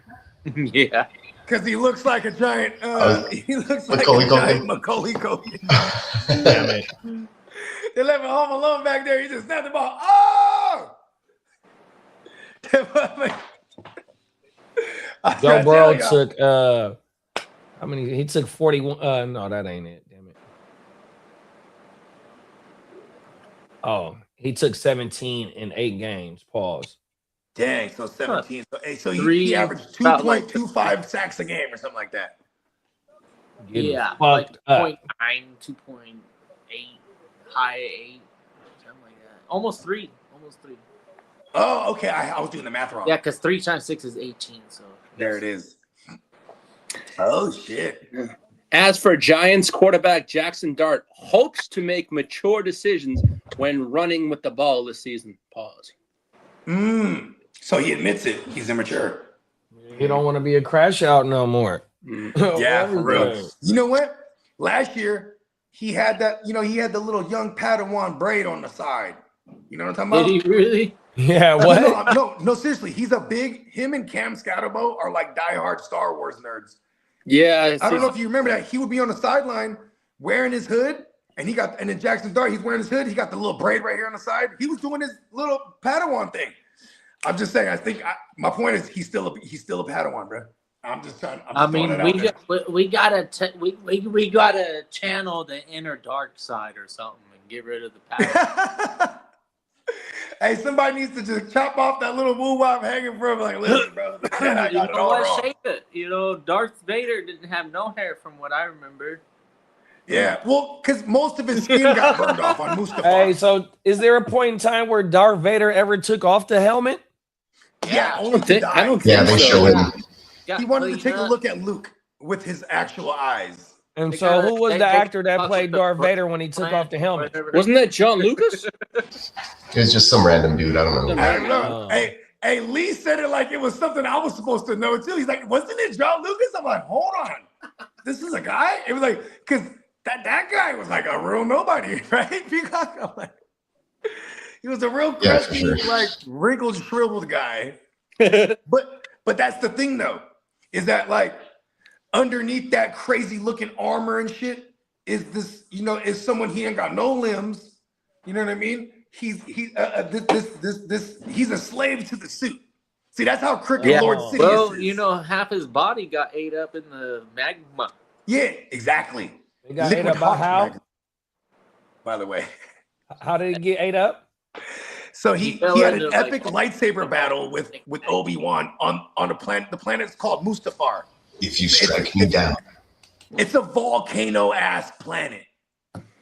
So they're like literally at one point they're going through a river of lava, jumping from fucking lava rock to lava rock. Just Yeah, real famous scene. I have the higher ground. You were supposed He to says, be "I the have the chosen high one. ground, Anakin." And then Hey. Anakin, he got the dark side. Ah, oh yeah, he says, "Anakin, I will chop you down." he let his Yeah. know. He was serious about that because Obi-Wan had the advantage and he didn't have. Yeah, he let him off, know, like, half stand his down. body. I will chop Because your he did shit the in double half tap. right He now. did the double tap. He got him by the legs and then he got him by the arm. He was like, Yep. pow, pow, pow, pow. He's like, you're done. You and my brother Which is like Anakin. so like, I am your master. You don't know. It's almost like. Then I will do what I must. And you know what's hella Yeah. funny? It was When like he gets no up in there, fun right? with your First of all, teacher, you son of a bitch. when he first addresses Obi-Wan, he goes, "Where's Obi-Wan?" And Yeah. then Padme comes out. She's like, just chill. Don't fuck Just- with me. I just be taught you cool. everything I And know. then here comes Obi-Wan. He walks out Or and you shit. know. And it's just so funny because the vibe that I got every time I watched it is like, oh, he was fucking Padme. That's what's going through. That's what's going through Anakin's mind right now. Oh, okay. Oh, I see you, bruh. You're just walking out my starship with my bitch. You know what I mean? Cold world. Pulls his lightsaber out. I will do what I must, Anakin.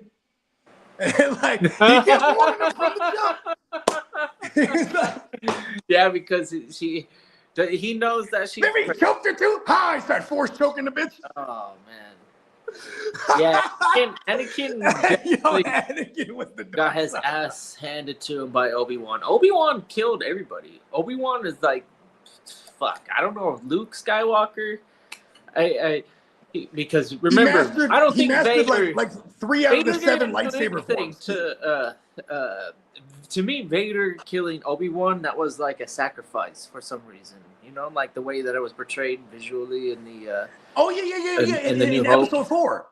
in New Hope. I mean, it looked like he because here's the sacrificed thing. himself for But them. no, hold on, Kitteh. Look, at the end of Revenge of the Sith, he's now they're going into hiding, and then Yoda tells him, "New training I have for you." Remember, because he had been talking to Qui-Gon Jinn, and he said, "Qui-Gon." Remember? He said, Oh, "Master okay, Qui-Gon." yeah. And he said, "Listen, I have new training for you when you get to Tatooine, because this is how you can become the living force." You know what I mean? So he trains all that time, and when he finally gets into episode 4, which is the first Star Wars movie, which no one knows why the fuck did this guy just give it up and just let Vader, fucking, hack him down. Then remember, Vader, he's looking through the sheets and he's gone. He's looking through the robes because he turned into the Force. You know what's interesting about that? Looking at it, before Revan the Sith, that's all they were That's all they cared about. Becoming the living Force. Yeah. Yeah. And then they turned it into a cult, and then like we're that whole gang. Yeah, I think they turned it into a different like they turned it in more of like a political stance than and then the religious a kind of religious aspect of the Jedi way. yeah. Because So let's be honest, the Jedi's kind of treated it like it was like a religion. You know what I mean? yeah, and they only manipulated certain parts of the Force, and they let other parts of the Force, be, so to say. But then there was Master Windu. Because nobody was fucking with lightning in the on the Jedis, like why not? Yeah. If I was a Jedi, I'd be like, fuck yeah, give me that lightning power. That shit's dope. I mean, why not? Because there's Master Windu. Master Windu could wield. Because first of all, everybody and their mama knows the dark side of the Force far more powerful than the light side. But most everything in the dark side is going to lead you to self-destruction. You know what I mean? Yeah. Right. With that said, Master Windu, he was able to wield the power of the dark side without turning to the dark side. And I think that's why he has the purple lightsaber, because he has the duality of the purple and the red. He just with the blue. had the misfortunate event of being stuck between the two most powerful force wielders ever. Yeah. You ain't lying. With Yoda and Like, wait, fucking Anakin and Sidious? and Yoda. Oh, wait, dude, this is a game over, bro. Hold on, I gotta start using the dark side of the force now. He's like, I need to match these guys somehow. No, but then there's Yoda, who, like, remember that fool was hitting Sidious, or not Sidious, Dooku? Dooku was hitting Yoda with the force lightning, yeah. And then Yoda was just, yeah, getting it with his hand. Like, man, that ain't nothing, bruh. You know what I mean? He was like, hold on, bruh. He was like, much to learn you still have. You know what I mean? Like, Yeah, because maybe like the lightning strikes of Sidious and Dooku or Tyrannus. Going back to Darth Vader's suit. I think his Tyrannus suit. was the one that was wielding the most powerful force capabilities, because he was already dedicated Darth. He was already apprentice. Yeah, you talking about Venomous, right? Venomous or whatever his name is? Darth Tyrannus, who was Tyrannus. Oh yeah, which is Dooku. Yeah. Yeah, so he was already declared Dooku. fucking like apprentice, right, of Sidious. Yeah, And he was super right after powerful on the Maul. dark side. That was when Maul was killed, and then Dooku. Yeah, Maul was already doing like his Maul at that point already had like some kind of like mercenary group. Remember this shit? Well, they had the Inquisitors that were hunting all the Maul. people. Maul was like, he was like for hire. I think he was like somewhere with the wherever the Mandalores were at. Damn, what was their name? Shadow something? They had a name of their crew. He was definitely known as the Shadow Lord. That's what it was. After he was the Dark Lord of the Sith, because Sidious is so fucking prominent that he's in, like, nobody fucks with Sidious. Nobody knows Sidious. It's all Maul doing everything for And Sidious, that's what the term Phantom Menace came from. He's like in the background doing all the shit. But Sidious, his specialty in the Force, you know how they always say the dark side of the Force clouds the mind. His specialty in the Force is cloaking.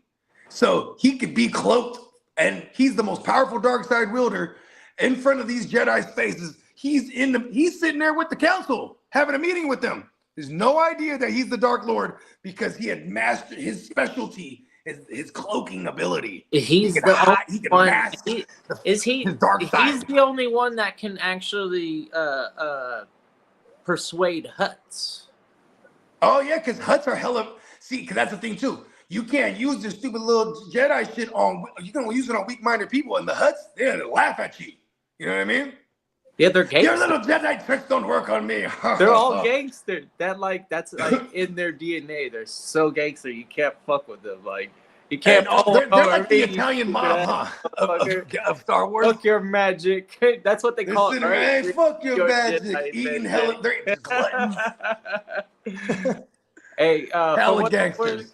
I enjoyed The Mandalorian and Grogu. I only fell asleep for maybe 10, 15 minutes. I went to see it on Friday, the movie. But I thought it was pretty entertaining. Is there anything you can give me without spoiling too much? Like, is Luke in it? Nah, he ain't. Oh my god, Luke's in it, because look, he didn't even answer it. Nah, No. he left.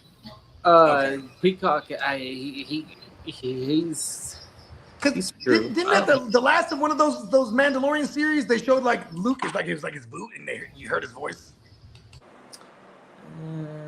He was I guess he was gonna train. He was gonna train Grogu. Mandalorian? At the end As far as I know, that this is taking place between 3 and 4. Yeah, that's what I'm saying. We're So at one point. So Oh, okay. So if it's between 3 and 4, Luke has no business trading. Luke someone. can't get nobody fucking like he's the most uninteresting person in the Oh, game. and if it's between 3 and 4, Luke's not even he's still a baby too. Yeah, he's still the most uninteresting fucking. I want to go to the fucking place. And He's like, I want to go to the sand dunes. But I want to, you know, he's still a fucking little whiny baby. And then meanwhile, girl, she grew up in royalty when they She flipped the is twins. actually kicking ass too and doing all sorts of cool stuff. Yeah, they put She's her in. earning like reputation and earning like I'm gonna be in the fucking army and shit. Okay, remember how when did they kill her off? It was at the second. Oh, she was in the episode 7 and 8, right? 9, I think they killed her off, right? 9 they killed her Last off. one. Okay, because here's my thing. It's like she's supposed to be one of the most powerful in the force at this point, right? Why did she let it? Why did she let it all go? I think You know what I mean? it has I'm more like, about you the couldn't keep it story. all tight. I mean, I understand, actual age in real life. You couldn't keep it tight. You know what I mean? She just let it all go at one point. She's like, hey, we saved the galaxy. You know what I mean? She has the midichlorians, right? She has a midichlorians, so it wouldn't matter if she was a big girl at that point. Yeah, she's all She right. put on a few. She don't even have to try. She's just gifted. Hey, I ain't gonna lie, that made me mad when because I'm like, what's going on? They're like out in space. Remember the window, Yeah. they brick the window thing? Fucking- And I'm like, what the fuck is going on? We And then just someone- saw her. Then my boy, he's such a Star Wars nerd that I was watching the movie with. He's like, she probably put like a force bubble around her. And I'm like, bullshit. She could do that? I was mad as fuck. I was like, all of a sudden, she one of the baddest Jedis in this motherfucker. Get the fuck out of here with that shit. Well, here's the concept. I think that if you were so one with the force that your body isn't you, it's just You are the force. so no matter whatever happens to your body, as it's physically possible, it's not gonna disintegrate into dust by being in the fucking space vacuum for like a few moments in time, So for her to have the force and she's like an angel at this point, she flies back to the fucking. That was cool visually when she was like floating back. Right. They tried to make it like kind of like the Christ. Yeah. They kind of went Christ figure-ish. Angelic. Angelic, yeah, you know what I meant. Yeah. Yours was better, actually. You're right. Yours was better, more angelic. The visual aspect of her like ascending up. Yeah, because your fucking body isn't necessarily your soul, so to say. So if you It's a can vessel. control the fucking force, then you'd be like, oh, I'm one with everything. So One of the barbers. my body as a vessel, I am the body, but physicality is one thing, but killing me is another. Cuban B. Like if the body got into the sun, that body is done. Like that angel is done. But being in the vacuum of space, it's not that. I know, right? And how come no one talks about the crazy, uncontrollable what is it called? What is it? Something's radioactive. The help me out here. Radioactive decay? I don't know what you're trying to say. Hold on. The shit that comes from the suns and the shit that's not filtered, you know what I mean? That's in the air. Oh, there's like X-rays and UV radio waves. What's the word I'm looking for? ultraviolet and X-rays. Okay, yeah, all the rays, bro. You know what I mean? UVs, right? All of them. Yeah. You're exposed in the vacuum of space. You're supposed to burn up with radiation. There you go. That's what I'm looking for. Radiation. Yeah. Yeah. But you know what though? I guess it's the same way when you're watching them fly in their little star wings and X-wings and they're blowing up. You're not supposed to hear none of that. There is no sound in space. There's nothing to reverberate off of it. There's no oxygen to reverberate off of it, or atmosphere, I should say. Right? Well, it depends on what you consider sound. So yeah, for your ear, yes, but Okay, but the for reverberation is Yeah, because they're just You can waves. still feel the sound. So if you for anything that's sensitive enough to pick up those waves, it is silent. But however, yeah, you're gonna be able to Super cool. distinctively super cool say throwback yeah, Star Wars scene. noise. I thought this was really well done.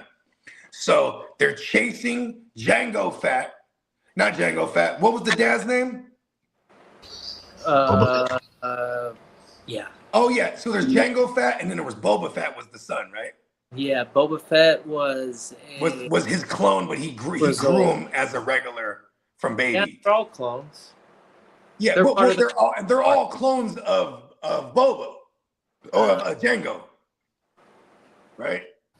Yes. I don't remember. According to the cartoon that I saw. That cartoon, the baddest of them all. Oh The God, clone was done by the same guy who did Primal. remember he's high. So they come out of hyperspace, and then now they're in the middle of like a meteor fucking belt or whatever. But they took Obi-Wan there on purpose because they're like, let's see how good of a pilot he is or whatever it is, right? And like, you know, they get to hide behind these different meteors, and then he cuts his engine off. He's just kind of cruising, you know what I mean? Because he's like, oh, so he don't have no heat signature. And then these fools are like deploying these little like silent bombs. They're just floating around, you know what I mean? And they're like, oh, they're just blowing up everywhere. And then they move in trying to shoot his ass. I'm like, yo, these bounty hunters are legit, dog. Like, you have to be that legit if you're trying to go up against a Jedi, let alone an Obi-Wan. You know what I mean? Every time Obi-Wan engaged with them too, they had one. They would one up each other back and forth. Like when when they were leaving Camino, you know, where they make the clones and shit. And he ran out onto the deck. It's like a raining ass planet, so it's all the rain's hella rain. And he's running up, and then right away, Poon pulls his lightsaber out because this fool just starts shooting at it right away. Da, da, da, da, da, da. Get in the car, son. You know what I mean? Tells the son, fire up the spaceship. And he's da, da, da, da, da, shooting it out with Obi-Wan, but Obi's just ding, ding, ding, deflecting all the little bolts. I'm like, yo, how do you deal with that? Then he has his little boots, flies away. It's all defense whenever he engages with an Obi-Wan. But that's the thing too with Obi-Wan, he's not gonna come at you hella reckless like a Sith would, you know what I mean? But yeah, that shit hard. It is Django Fett. Yep, he's the father. That's the dad, right? Yep. Yeah, and then like, see, and when they asked him too, they were like, he was like, oh, how much did you charge them for the Caminos to do this? And then the Caminos was like, they were like, you know, he you know, he's very well paid, but he had one real specific request. He wanted a clone from baby size that he was gonna raise him as his own. You know what I mean? And he was, and this is Sidious's background again. You talk about the ghost, you know, or the phantom. He's in the background doing all of this work. You ain't lying, because they're paying him very well. I mean, this is all his fucking like. Hey, look at this. He's such a hitman because he even hired old girl. She was like a changeling. Uh-huh. You remember in the beginning of Attack of the Clones, or the Clone Wars, or what? Is it Attack of the Clones? The movie one, the second. Phantom Menace first one, then the Clone Wars is the second. Yeah, Clone Wars. So the Clone Wars, right? Remember they're chasing the broad. She had just tried to hit somebody. She tried to assassinate Princess Padme or whatever her name is, Amidala. And then so then they on these speeders going through the city chasing this broad. And then she gets into a bar, into like a cantina. They go in there, and it's so crazy because he's like, Anakin, he's not listening to anything Obi-Wan's saying. Obi-Wan's like, relax, feel your thoughts. Nah, I got it. She over here. And I think she is a he. It's a changeling. And he just slices the bitch's arm off. You know what I mean? Got her. And then in the distance, Django Fett hits her with a dart right on her neck, kills her. Like, Django Fett is hard, bro. He's like, listen, I knew this one was gonna be heavy. I had to hire some other motherfuckers, third party sources. You feel me? And then he didn't have to pay her because she failed the job. Kill her. Then he looked at the dart. Ooh, when he took the dart up off her neck, and then he looked at, and then And then see, this was dope about Obi-Wan because Obi-Wan, he got friends in like low places too. You know what I mean? So he's like, oh, this looks familiar. And then he goes to the motherfucker, the dude he owns like a tavern or like a bar, like diner kind of thing. He's like a bigger, heavier set alien. He has all these arms. Oh, Obi-Wan. He hugs him up. Like, remember that? And he shows him the freaking thing. And he's like, oh, this is Camino. Yeah. He knew it right out the gate. Oh, the cloners. You know what I mean? And then Obi-Wan try out some for the voice acting. Obi-Wan's like a detective if you think about it. He was putting all the 2 and 2 together. Hey, you should contact Disney and say, hey, you need voice actors? I know you be CGI and that whole thing anyway. I would totally do it. Let me roll through that script real quick. And you know what's the funniest is like you ever realize the accents that they choose? Like if you're a clone, you have an Australian accent or some kind of New Zealand. Yeah, right. Or like or like, and if you're an admiral for the Empire, you're some kind of British English. Yeah, English. You know what I mean? Look at how this is funny, man. This is kind of classicism. When you think about it, you know what I mean? What kind of accent would you call the in the fucking stupid prequels the goofy looking alien that was kind of like it's kind of like a Jamaican kind of a Misa. Oh, the Jaja do like they're like they got like a weird like Haitian Jamaican alien thing. Like now, it's kind of funny. You could do stuff like that in the 90s, though. It was the late 90s, right? You know, did you ever go down that rabbit hole that there was like hella theories that some of the earlier writings, it was Jaja was gonna be one of the Dark Lord of the Sith? Just oh no, they actually did do something like that. Oh, word! It was an actual thing. Oh, then they changed their mind at one point or something. No, I think they actually did throw a Dark Jar Jar in there somewhere. What? Sure. Dark Jar Jar? After he was on all the kids' backpacks and lunch pails. You're in line there, right? Yeah, I don't think it's a meme character. Maybe it is. But it was something like Jar Jar Binks was the whole time like the apprentice of Sidious or some shit like that.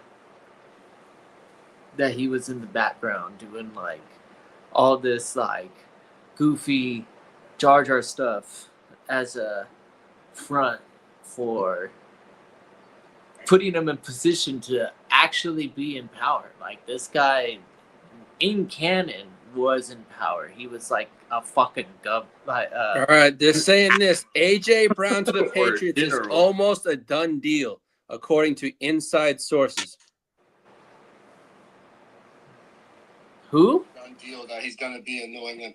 What's his name? Devin McCourty is saying it's a done deal. It's just now a matter of logistics of contract. Wow, I mean, like Devin McCourty, I thought he retired, but. Well, he's on what is it? All the NFL things now, like Up and Adam, all that kind of stuff. Oh no! Okay. So who's the player that we're talking about? That's what I really want to know.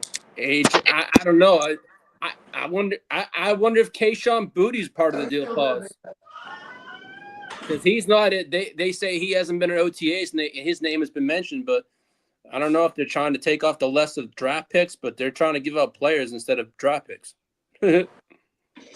Who's the tradies? Well, Devin McCourty said this: the AJ Brown to the Patriots is almost a done deal. It's just now about contract numbers, logistics of all the numbers now for the contract.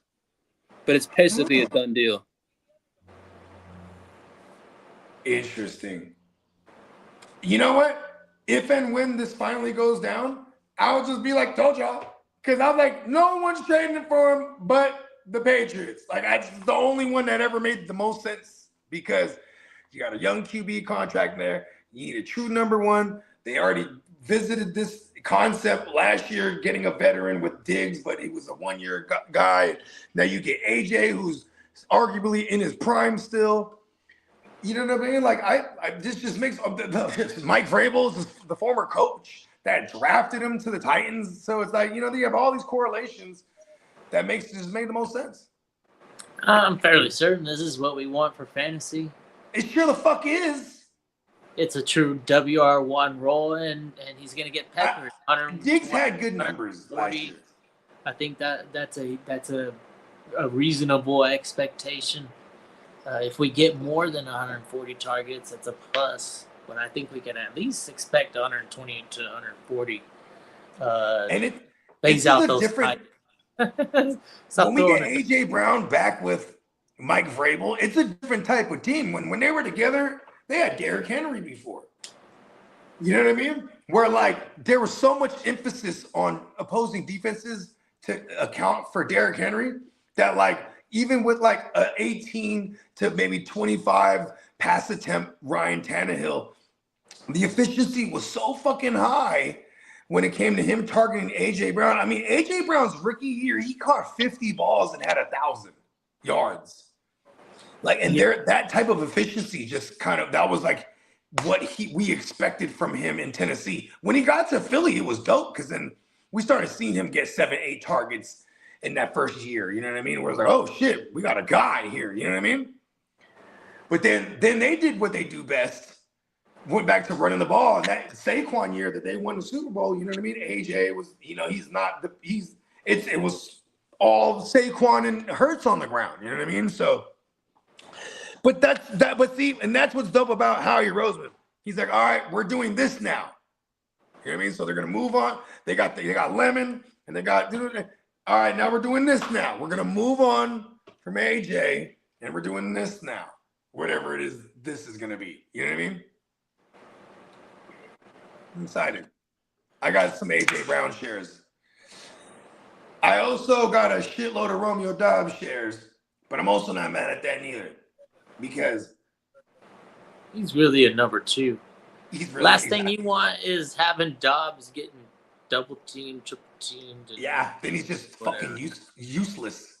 Yeah, at least Dobbs could pull out like 4 or 5 targets a game and have a high. Yeah, I think he'll be first flexing with AJ 60 to 70 with the potential touchdown. If that's his floor, that's still flex. How many pass? Lee, can you look this up? How many pass attempts did Drake May have last season? Take a look for it now. Hold on a second. Yeah, thank you. Because think about this. Josh McDaniel's still there. So now you're going to get a year 2 Drake May in year 2 of Josh McDaniels. You said pass attempts, correct? Okay. Yeah. Okay. Because I'm just trying to see where we could ballpark what to expect because I'm probably going to put like another 10% on top of whatever he did last year. All right, he had 492 last year. Oh yeah, he's going well over 500 next year. And he completed 354. AJ Brown's going like 550.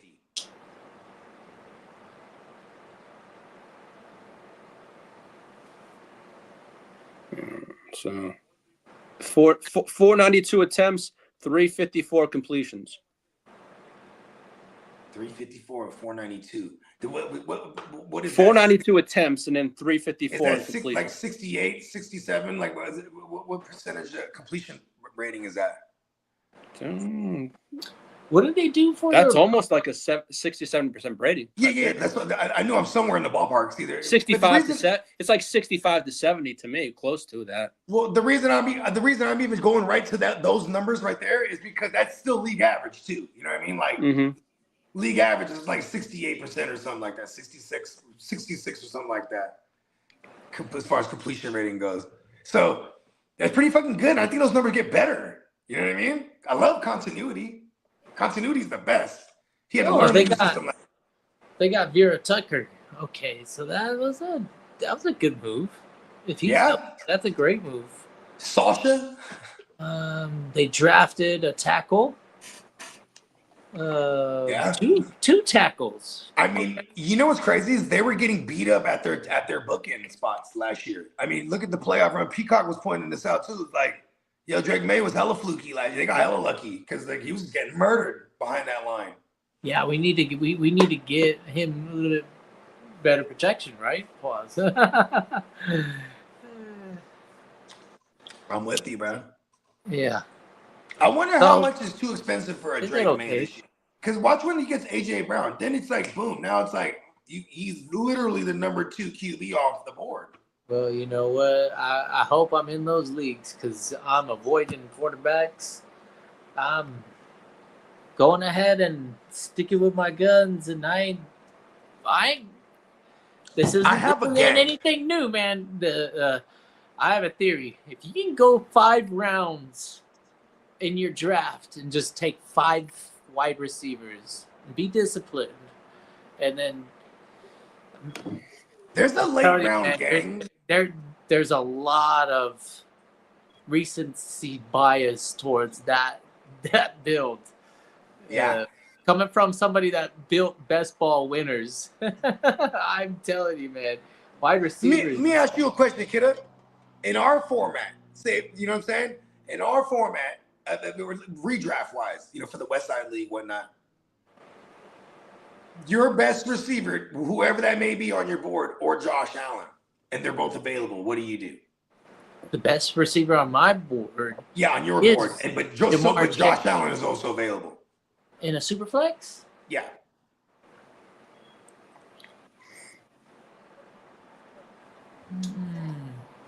So Josh Allen, no. He's the only one. Because he's obviously Josh That's Allen. why I'm asking. Because this is obviously Josh Allen. He's so consistent. He's number stallion. 1, or he's like number 1 or 2 for the last 7 years. Brandon, you and I both. I would love that 0-17 for the Patriots. I'd fucking be in heaven. I'm not a Pats hater. Yeah, me No. neither. But I get it though, because for Lee, he just he hates his hometown team. That's like one of the greatest franchises ever. And then like Brandon, he with all those Bill O'Brien years where like and they had to run into his former master, the evil emperor Bill Belichick. You know what I mean? So I do get the hatred. I think it's more about the Emperor and fucking Brady. I can feel your hate, Sheriff. It was like the rule of 2 for however many years. 2 first names. Now we got Brady in the background doing his thing. He's the Emperor. No, you ain't lying now. He's over here trying to do his He's like, duties. I'm in media. I'm in the front office. I'm on the You field. got everyone I am thinking that he everywhere. ain't pulling the strings off. I've got ears. They're mine. I'm everywhere. Hey, and they won't listen. And he's with the Raiders too. Yeah. They're The Raiders are like naturally blundering bad or guys. whatever. You know what I mean? Like they're badasses. When you think about Building. historically what the Raiders have been, they'll hurt your ass. They're doing some dirty shit. I think the Raiders I think that they're the only team in history to have killed somebody on the field. Man. Yeah. NFL teams what year was like the very, very first professional football? Because I know in college that's why helmets exist. Right? People were dying for like one season in college football. I think like 5 or 6 people died in big time schools. I mean, because think about this. Here's what's crazy about college is you have like the kids. It was football listen, back in the day, by the way. all right, when you got to college, you were playing ball all high school. You get to college and you see these kids that are like, oh, this guy is a giant. You know what I mean? Right. And they were grown men you too. You told the story plenty of times. You would always be in the chow hall or whatever you guys called it. You be eating with the linemen. I don't even know if there was rules like that for some colleges. They probably were like, you know what, this kid is in our school now, and we're gonna call him a kid, even though he's 30 years old. I don't even know if they had like serious rules until a certain. Oh, you ain't lying, huh? Yeah. You might have had. I mean, it's the same way, like Pop Warner. how about this? In Pop Warner, you might have had a kid. He might have been like, okay, this kid is 8 years old, but he's a giant. So they lying. He's 10, and he playing with because this other coach like, no. I need nephew on my team. You know what I mean? Oh, he's only 8. No, he's not. He's 10, right? Then on the flip side, you might have somebody, he hella good now. He's 10. You know what I'm saying? But he's still a little small. And they go, you know what? He's 8 years old. And they got this hitter now playing with these littler kids because he's the same size as them. But he has 2 more years of skill and practice on them, tearing them up. Oh, I'll be right back. Yeah, I got to brush up on my history. But let me look up on that year where college football had a significant amount of fatalities to the point where they had to intervene and come up with that. All right, this just came out about Bucky Irving. Bucky Irving is not expected to be back until sometime in the late summer or early fall, and that's from Todd Bowles.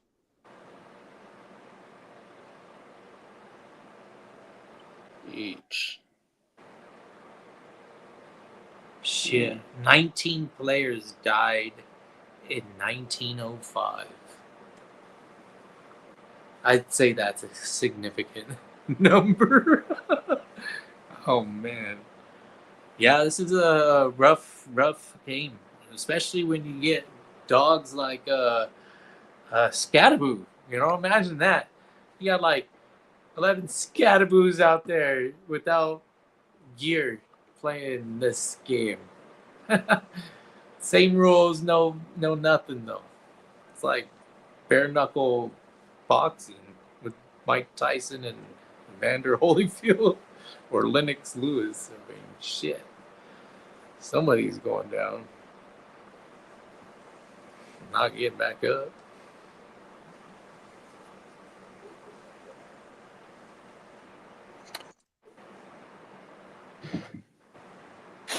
Let's see what else is out there today.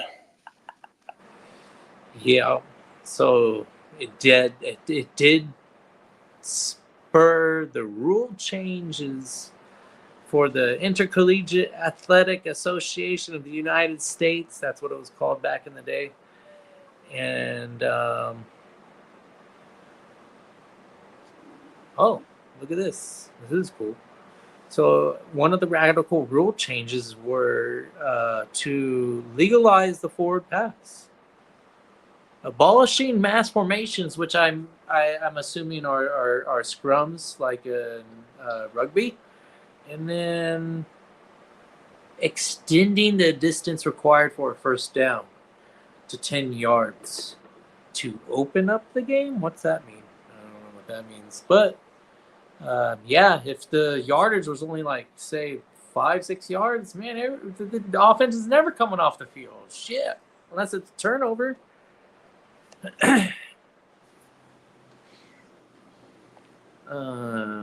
Yeah, football. The history of football is rough. Maybe that's where all the I know as a kid I wasn't allowed to play football until I was in high school. But probably better for me not to be in so many sports too. Like if I was in football too, I mean, I would have never been able to just have like an imagination or something like that. I've been like, oh, I'm so focused on bullshit. Like a football player, a baseball player, and a golfer. Come on. Come on. Please, go down. Yeah. Go down. Oh, come on, please, we gotta go.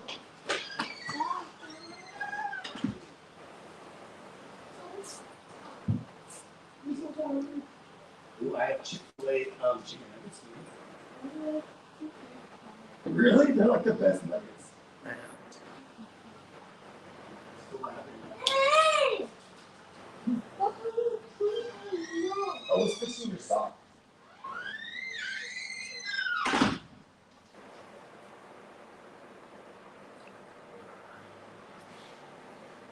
No, I don't hate the Patriots in a sense that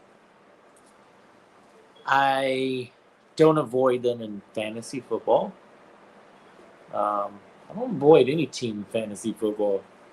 I think that's the beauty of fantasy football. It really makes you a fan of football. You're a fan of your team, and it almost feels like after playing fantasy football for so long and actually losing my hometown squad probably has a lot to do with this take. But yeah, I'm really interested in just seeing the game be successful, watching good football, hopefully competitive, if not supporting the best players on the field and rewarding our draft picks. Missing your first and second round, it's not the end of the world. You could still recover and have a successful fantasy year. But man, I tell you, if you can get those first two, it's a lot easier. You have a little bit easier sailing, so to say, at least until the bye week start. Once the bye week starts, you got those waiver wire pickups that are now making differences and maintaining some sort of statistical ranking. Hey, we got this wide receiver one, George Pickens, out of nowhere. What the fuck? And he stayed there the whole season. So let's go, George Pickens. Make sure you sign on the dotted line.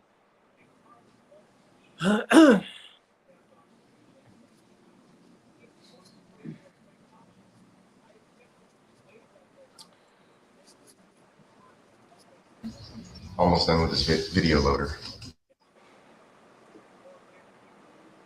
Yeah, and I just checked. My neon Peacock shirts are out for delivery. You know what?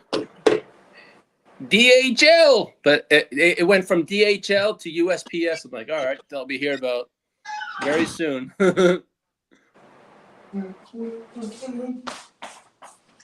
gonna hold you. Chick-fil-A, excuse me, they got some fire-ass nuggets. I think that might have been the first time I ever ate a Chick-fil-A nugget. Well, because I just, I go to Chick-fil-A, I get the chicken spicy deluxe with the bacon, or I'll get like one of their salads. Because that's the only thing I really care for over there. But we always get the kids a little 30 pack of the nuggets.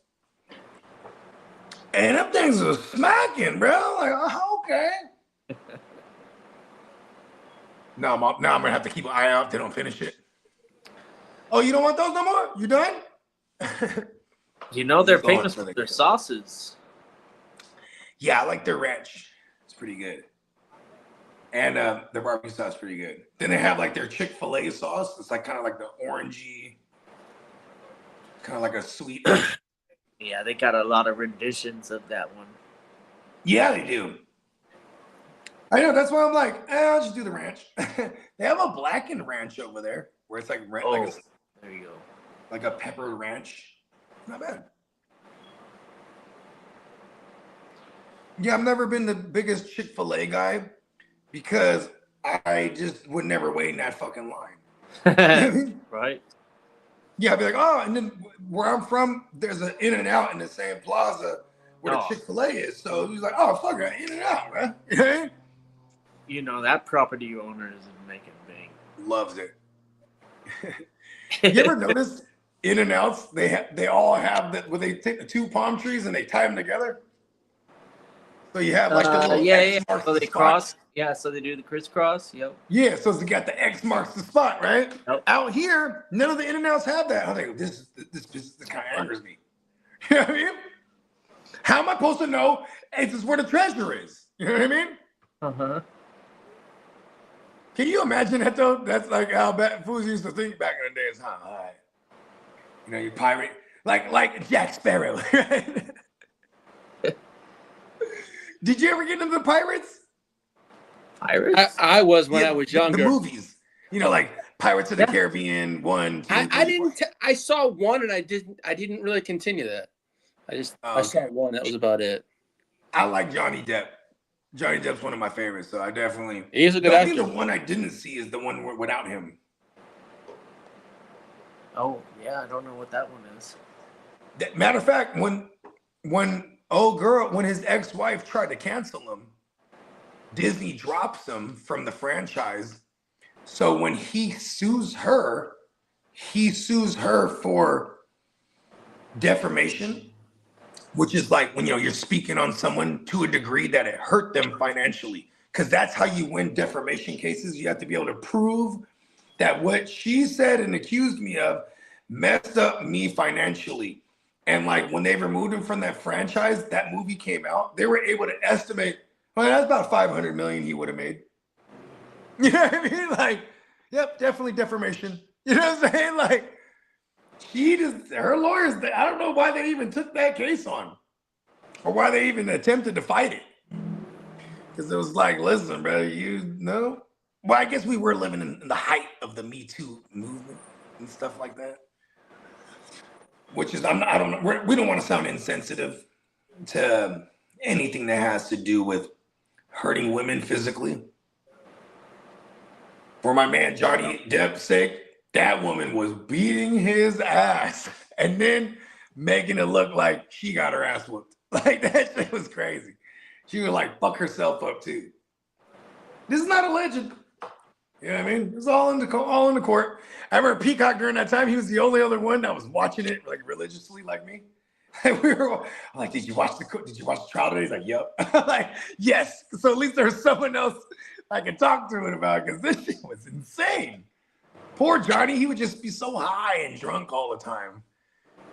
And she would just fuck him up. Like, oh, I don't like that. Punch him in his face. You're like, what the huh? Like, you know what I mean? Like his reactionary time was hella off too.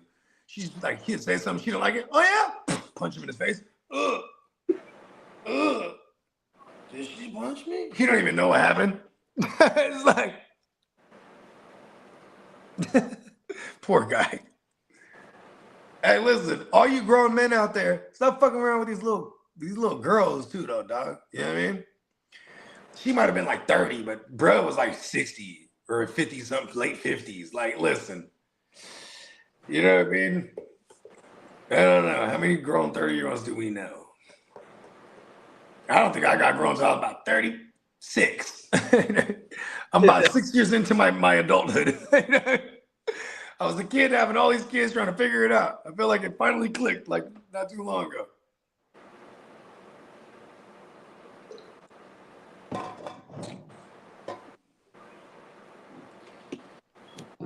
I'm on the merch shop right now, trying to. Yeah, put it together. I just ordered my joint yesterday.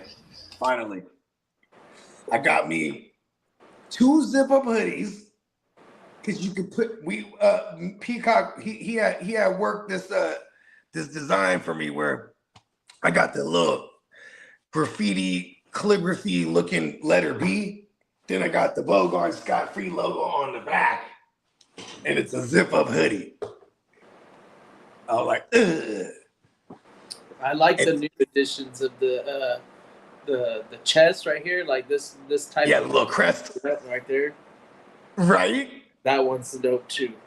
Yeah, and then I got me a front. Me and my lady actually, she was like, "Oh, I like this design right here." She's like, "I'd totally wear this." I was like, and I looked at it, I'm like, "Oh, that's me." I'm like, badass. You can totally wear that. Okay.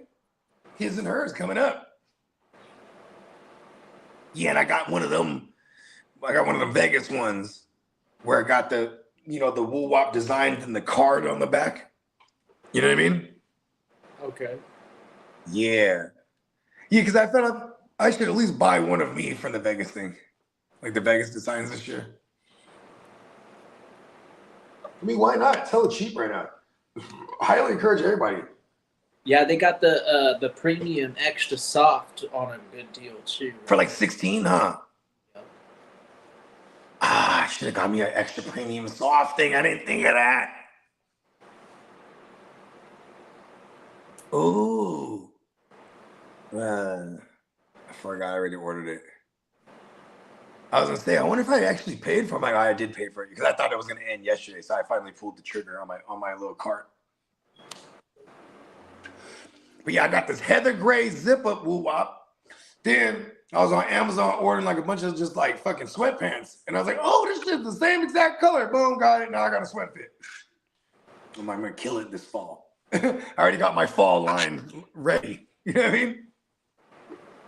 Well, because also I do the podcast in the garage, man. Like I can wear all the sweat fits in September already. It feels, you know what I mean? Because it starts getting cold over here, like fucking mid-September.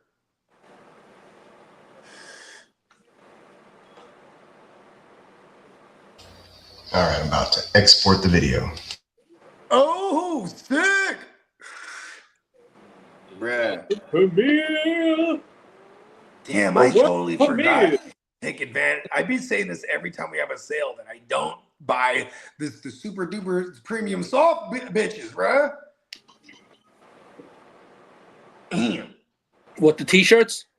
Yeah, because then I like the regular and the classic. So depending on what size I order one or the other. Can I ask what's the difference? Is it just a different feel? Boss? No, it's not only a different feel, it's the shape wise. Like the classic More one, fitted.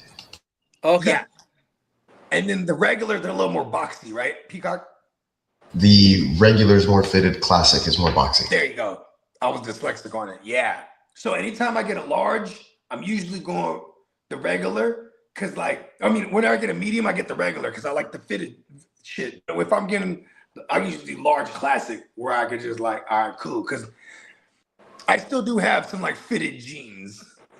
Most of my jeans aren't fitted like that anymore. But like, yeah, it's kind of funny because I'm picking shoes. Like, oh yeah, I could wear it with these jeans or whatever. You know what I mean? Yeah. I definitely don't like having like fitted ass jeans and like a big shirt on. You know what I mean? I like being proportioned. Pause. That sounded crazy. That just sounded weird. Like if I heard someone say that, I would have fucked them up. All right.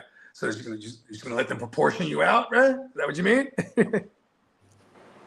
Use your imagination. Pause.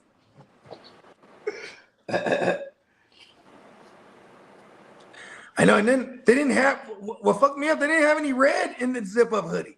They only have them in the regular pullover hoodies. You know what I mean? I'm like, they didn't have the red thing.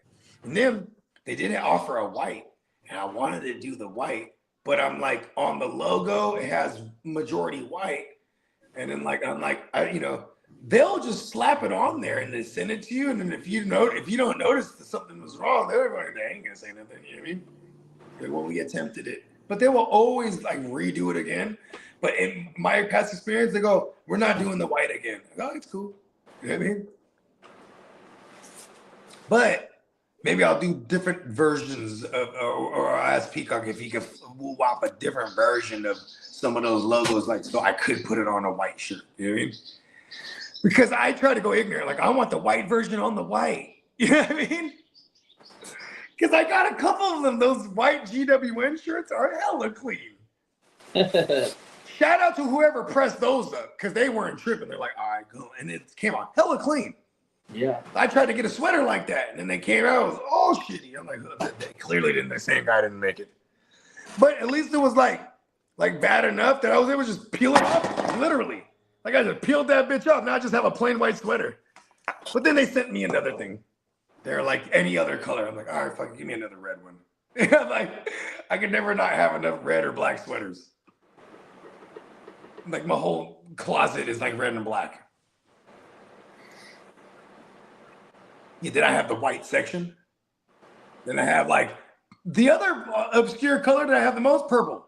I have a pretty decent sized purple section in my closet. You know what I mean?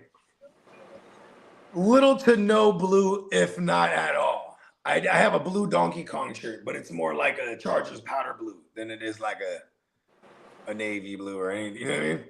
Mm-hmm. None against blue. They just tried to kill me a bunch of times, so. Yeah, it's a little vendetta there.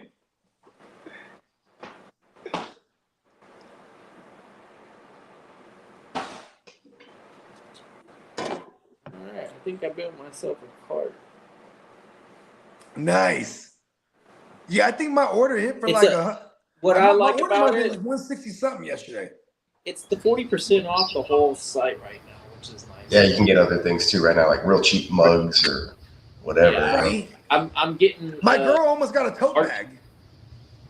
I was like, whatever it is, babe, just throw in her cart. I'll buy it for you. She's like, those are cool too. She's like, are you really going to buy me a $40 tote bag? I was like, is it 40 now or after the sale? She's like, I'm like, I don't know, just because then I was like, you're right. I don't want to pay $40 for a tote bag. What is it? Before that? I'm like, yeah, what did he say? But but it's super. They had this one braided one, like hella cool. The material and the quality of this stuff is super legit. I know. Save. I've been, and not even pleasantly surprised. I actually fully expect this to be high quality all the time because, well, one, we've been ordering shit off Neon Peacock for the last couple of years, so I'll bust out some shit. I think I was wearing one of my joints the other day. It's like 3 years old. Shit's still fucking brand new. The Bogey's one joint. Yeah, I basically wash mine and then hang dry them because they can. That's the best way I do it. Hang dry. I do that with all my. Yeah, hang drying is the best way to preserve it, to make them last. And I'm more of a I hang over something than hang it on a hanger because then I don't like the way the weight of the it pulls the collar down. Yeah. So I usually hang it over my banisters. You guys want to check out the new loader?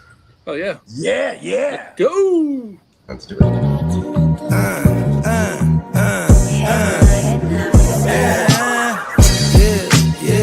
With the shit, finna call a blitz. They can call it quits. I can execute the plan on improv off script with my brothers from another living color with the skit. Yeah, with the shit, finna call a blitz. They can call it quits. I can execute the plan on improv off script with my brothers from another living color with the skit. Yeah, you know the squad I'm bumming with. Try to run with the rock and you fumbled it. Finna spin the block in the mothership. Rock like Woodstock, big stock, smother shit. Word to Uncle Sam, we tax like the government. Still in the game till the day I'm in love with it. You are now rocking with the most coveted. Unapologetic, let you know who you fucking with. What's the use?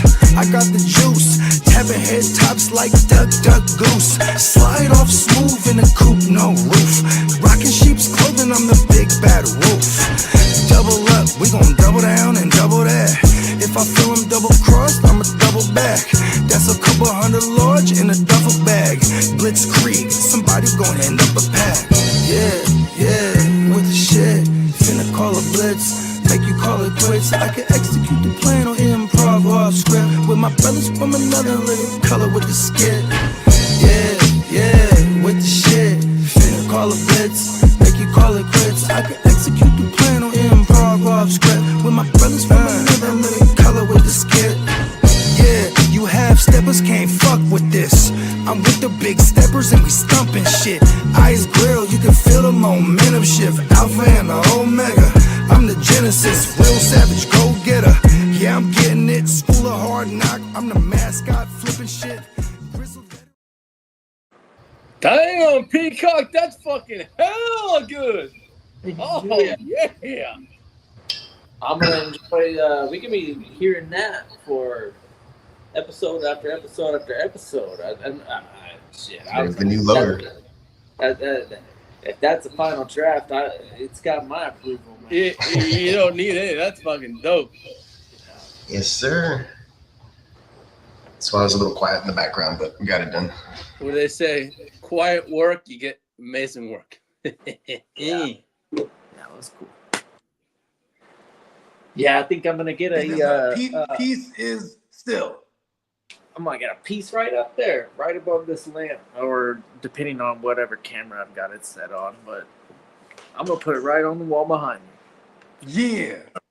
I thought about taking one of my other shirts and putting it up there. I'm gonna get the art. Right?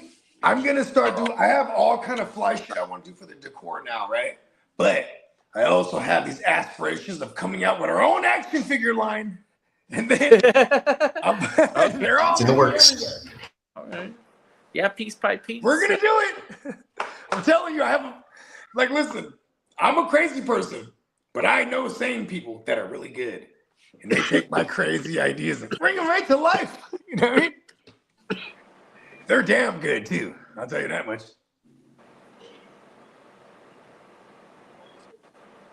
I'm fucking stoked. Real talk. And I had a cool-ass conversation with everybody in the barbershop today, too. It was just one of those things, like, because one of the barbers, he's the OG barber that was there. One of his brothers just passed.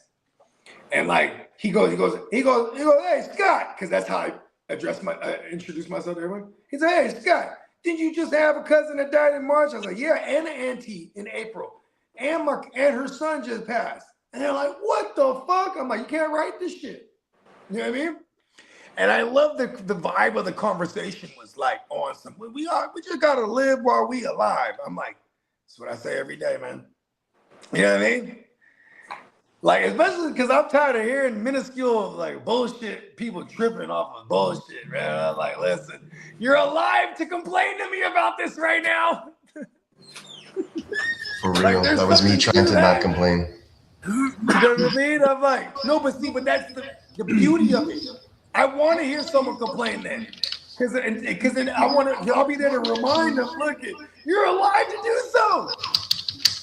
You know what I mean? I'll be mad as fuck if like I'm dead and this motherfucker complaining to my grave. I'm like, listen, I can't even argue with you. You know what I mean? Bogey owed me $50. I'm alive.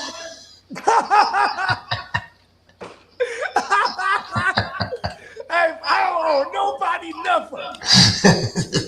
I am. People give me money. I don't owe nobody. That's all I got.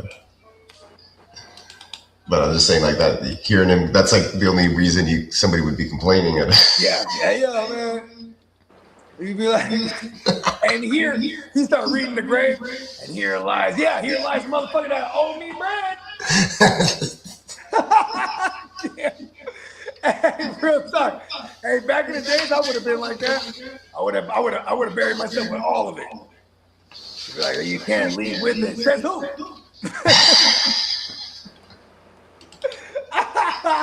Why do you think people used to grave rob back in the day? Can't take it with you. Heck, hell if you can't. Hey, real talk, people was attempting. Like, listen, I need to shine with all my rings and things and chains and things. Why? And then boom, somebody robbing their grave. Shout out to the Ginger Ninja. What up, Denny? Been at the girls' school for track and field day. All right, cool. I used to run track and field. That was fast. I was damn fast. Yeah, and when we did the they used to call you Gone with the Wind. That's why they call you Bogard. Yeah. After Humphrey Bogart. Here's the thing though. I'll never forget this too. Third to last in where there's 4 of you in a relay, you pass the baton. Mm-hmm. I'm second to last. There you go. And I remember that motherfucker coming up on me. Pause. Oh, you start kind of going.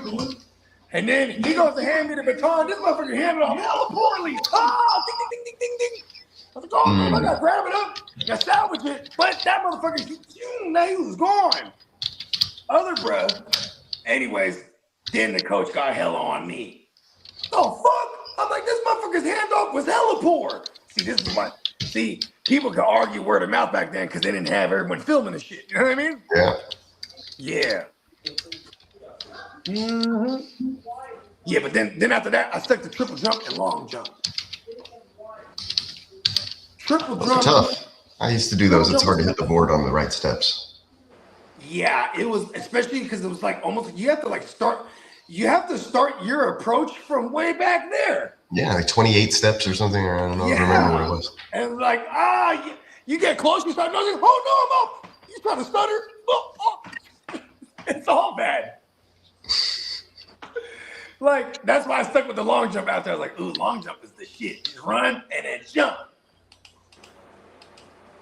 Triple jump is hella skill, though. That's why I wanted to do that shit, dog. You know what I mean? And I was pretty damn good. But it was definitely, you literally practiced your fucking, what's that shit called? Your stance and your thing. Everything was mirrored every time. Getting your marks. Your marks, exactly. We have our little chalk. You know what I mean? Yep. Put a little chalk mark right there. It's funny too. I'd always be chalking my hands too, like I was doing. I wasn't even doing nothing with my hands. I mean, yeah, it just felt like you were doing something. You know what I mean? I always thought track and field was the coolest too because that was the first time I was hella like accepted by the older kids because they're like, "Oh, this kid's fast, dude." Or like in the long jump, I was hella good. I placed before. You know what I mean? It's like, "No, he's good." I'm like, all right, cool, yeah. The smaller kids that are my height, but they're older. Right? They accept me. You know what I mean? I'm one of them. One of us. Yeah, I used to do high jump was my field event. What's the one with the pole vault? I always wanted to do that, but like that shit intimidated the fuck out of me. Yeah, it's up there. Well, cause think about it. Like the physics behind it is brilliant, right? So I just run with this fucking javelin-looking thing. I jam it right into the thing, and it propelling me up to over the thing. And then you just fly over, and then they used to let us like fuck around with it though, like in practices and shit. No, our pole vault coach was the football coach, and he like did nothing but like raise up a bunch of state champions. So pole vault was intense at my school. Oh shit! He was like, "Look, Peacock." He's like, if you don't have a six pack, you can't. A whole pile to the end zone. You can't do pole vault if you didn't have a six pack. I think. Well, oh, I mean, shit, because it's all core. The training was just a rope from the stands, and then like he'd have you grab it like your pole vault stance, and then you'd jump, and then you'd kick your feet up to get inverted. Oh, I get it. Okay. Wow, that is all right here. Yep. Yeah, because it's pulling with your leg. Now you got to put your legs up. Yep. Versus like if you're doing dips where you like, you know what I mean? That's totally different core wise. Right? When I saw them training, I was like, oh shit, that makes a lot of sense. That's a smart drill. This motherfucker figured out. No wonder he's the state champion routinely. You know? I have several. Hey, if I was him, I'd come through like Slick Rick, but of the coaches. I got all these medals on me. It's not even, it's all the kids' medals. I say, yeah, let me have that. Well, he was the 8th grade coach, head coach, and he won like 20 consecutive district titles or something. Hey, real talk. But he's also the high school. He was the high school varsity pole vault coach, and he had a bunch of championship guys. I tried to do track and field in high school. I was like, oh my God, this is different. Because everybody in high school that was doing track and field or cross country, they were in every other sport. So they were not doing this because of choice. The coaches told them, all right, you're doing football, do track. You're doing football, you also got to do cross country. You know, like that's what all their conditioning was top tier. You know what I mean? Track is the hub. Yeah. And here I am. I'm like, damn it, I'm super low on the totem pole compared to these guys. Prime one with a slap.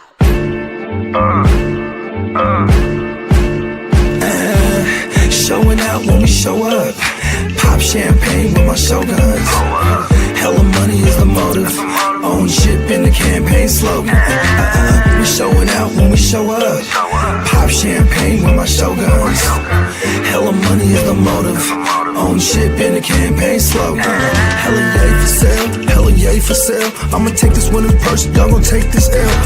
I'm in her purse. Yeah, the game's a bitch. Till the day I'm in the hearse, I'ma make this mail. I got a paper bag full of that, can't you tell? I was making paper stack while y'all was chasing tail. I'm a real maniac, I ain't afraid to kill. Shit's real when you married to the game, for real. I'm bout skrill, bout scratch, moving everything for chow man and loud packs.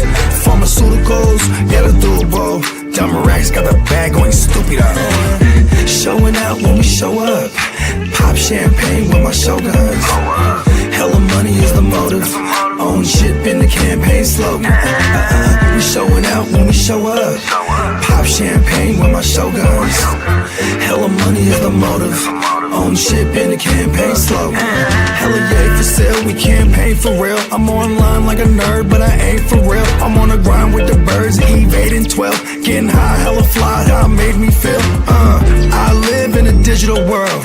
Prima donna fucking with material girls. I was just a mobster from the underworld. On my pocket shit screaming fuck the world. You on your cop shit, handcuff your girl. Every time my palms itch, stack it up for real. We got work, no cubicle. Dumb racks got the bag going stupid up. Showing out when we show up. Pop champagne with my Shoguns. Hella money is the motive. Own shit been the campaign slogan. We showing out when we show up. Pop champagne with my Shoguns.